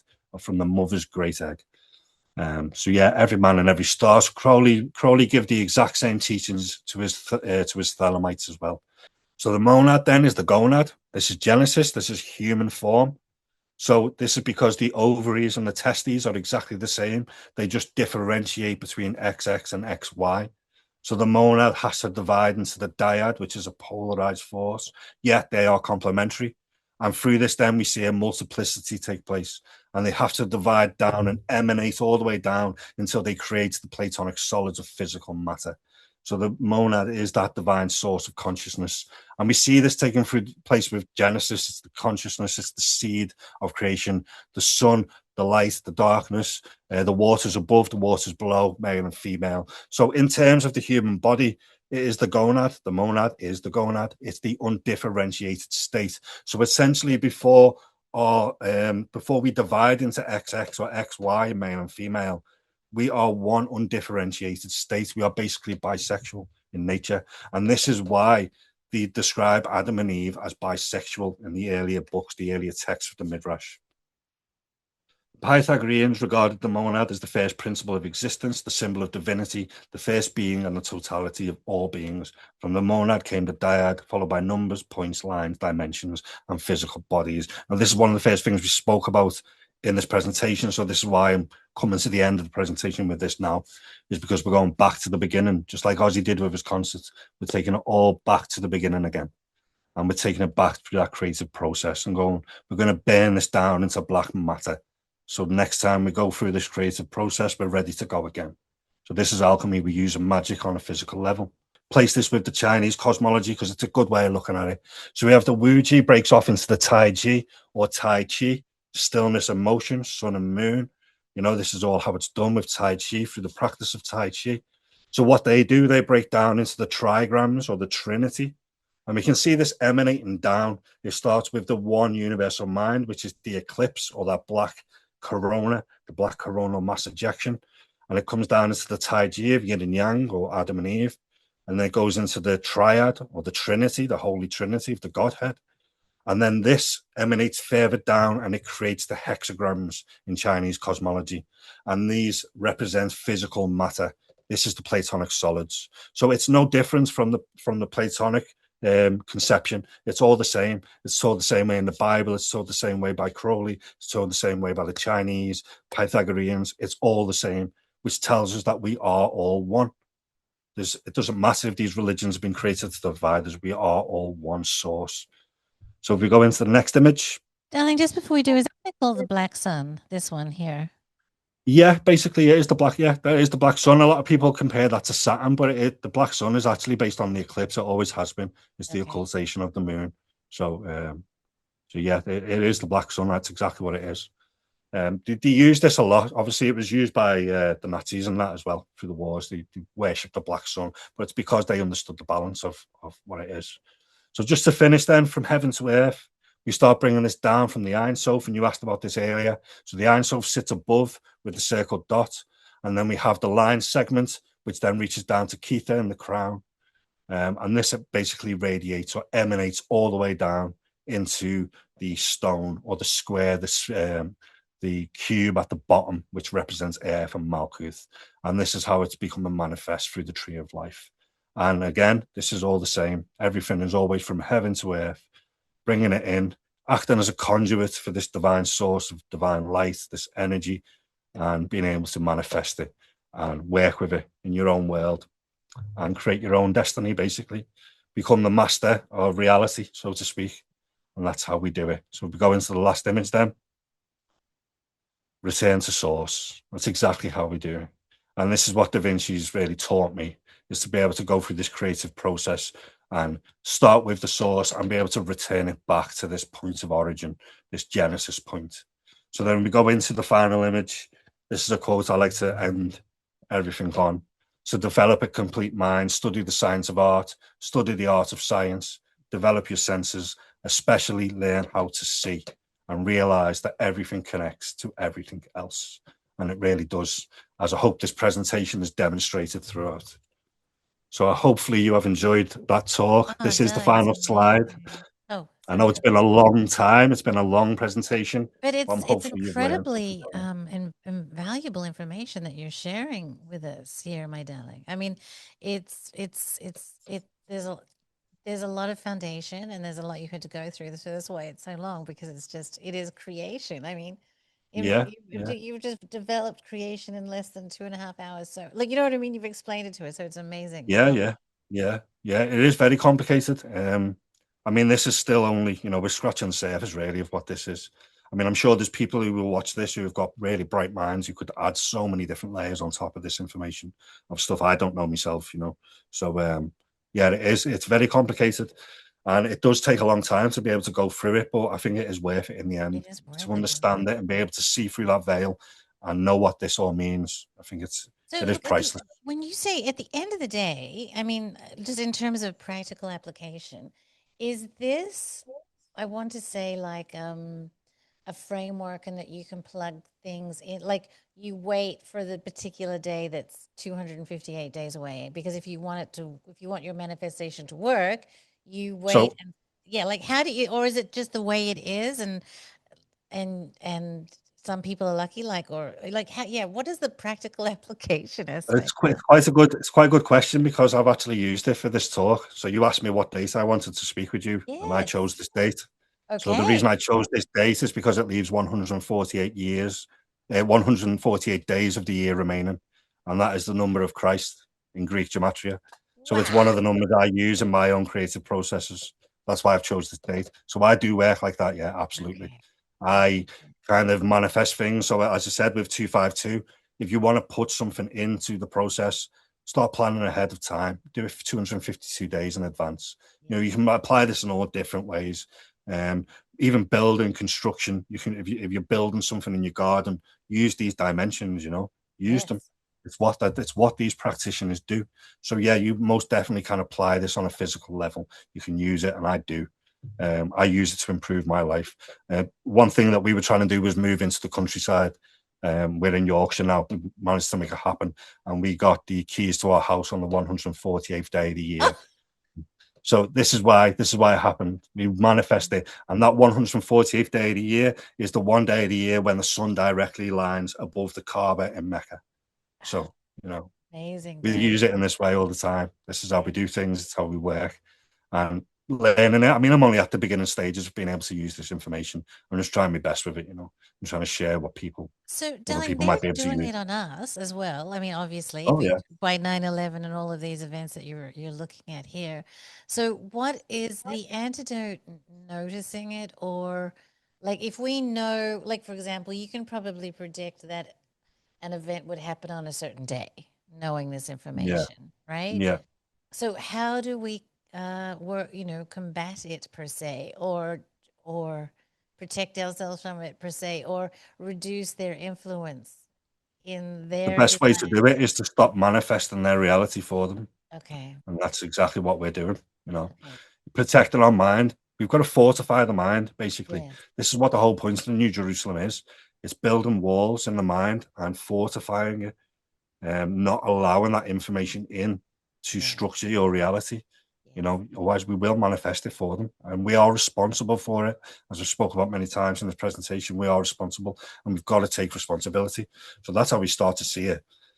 It's Being able like to see it all is breaking the spell. Basically, that's how we do it. We lift the veil yes, and we break the lifting the spell by being veil. able to see it and being able to see it in advance, especially because that's how we can manifest and we can change and alter reality through cause and effect, through the butterfly effect, in a positive way.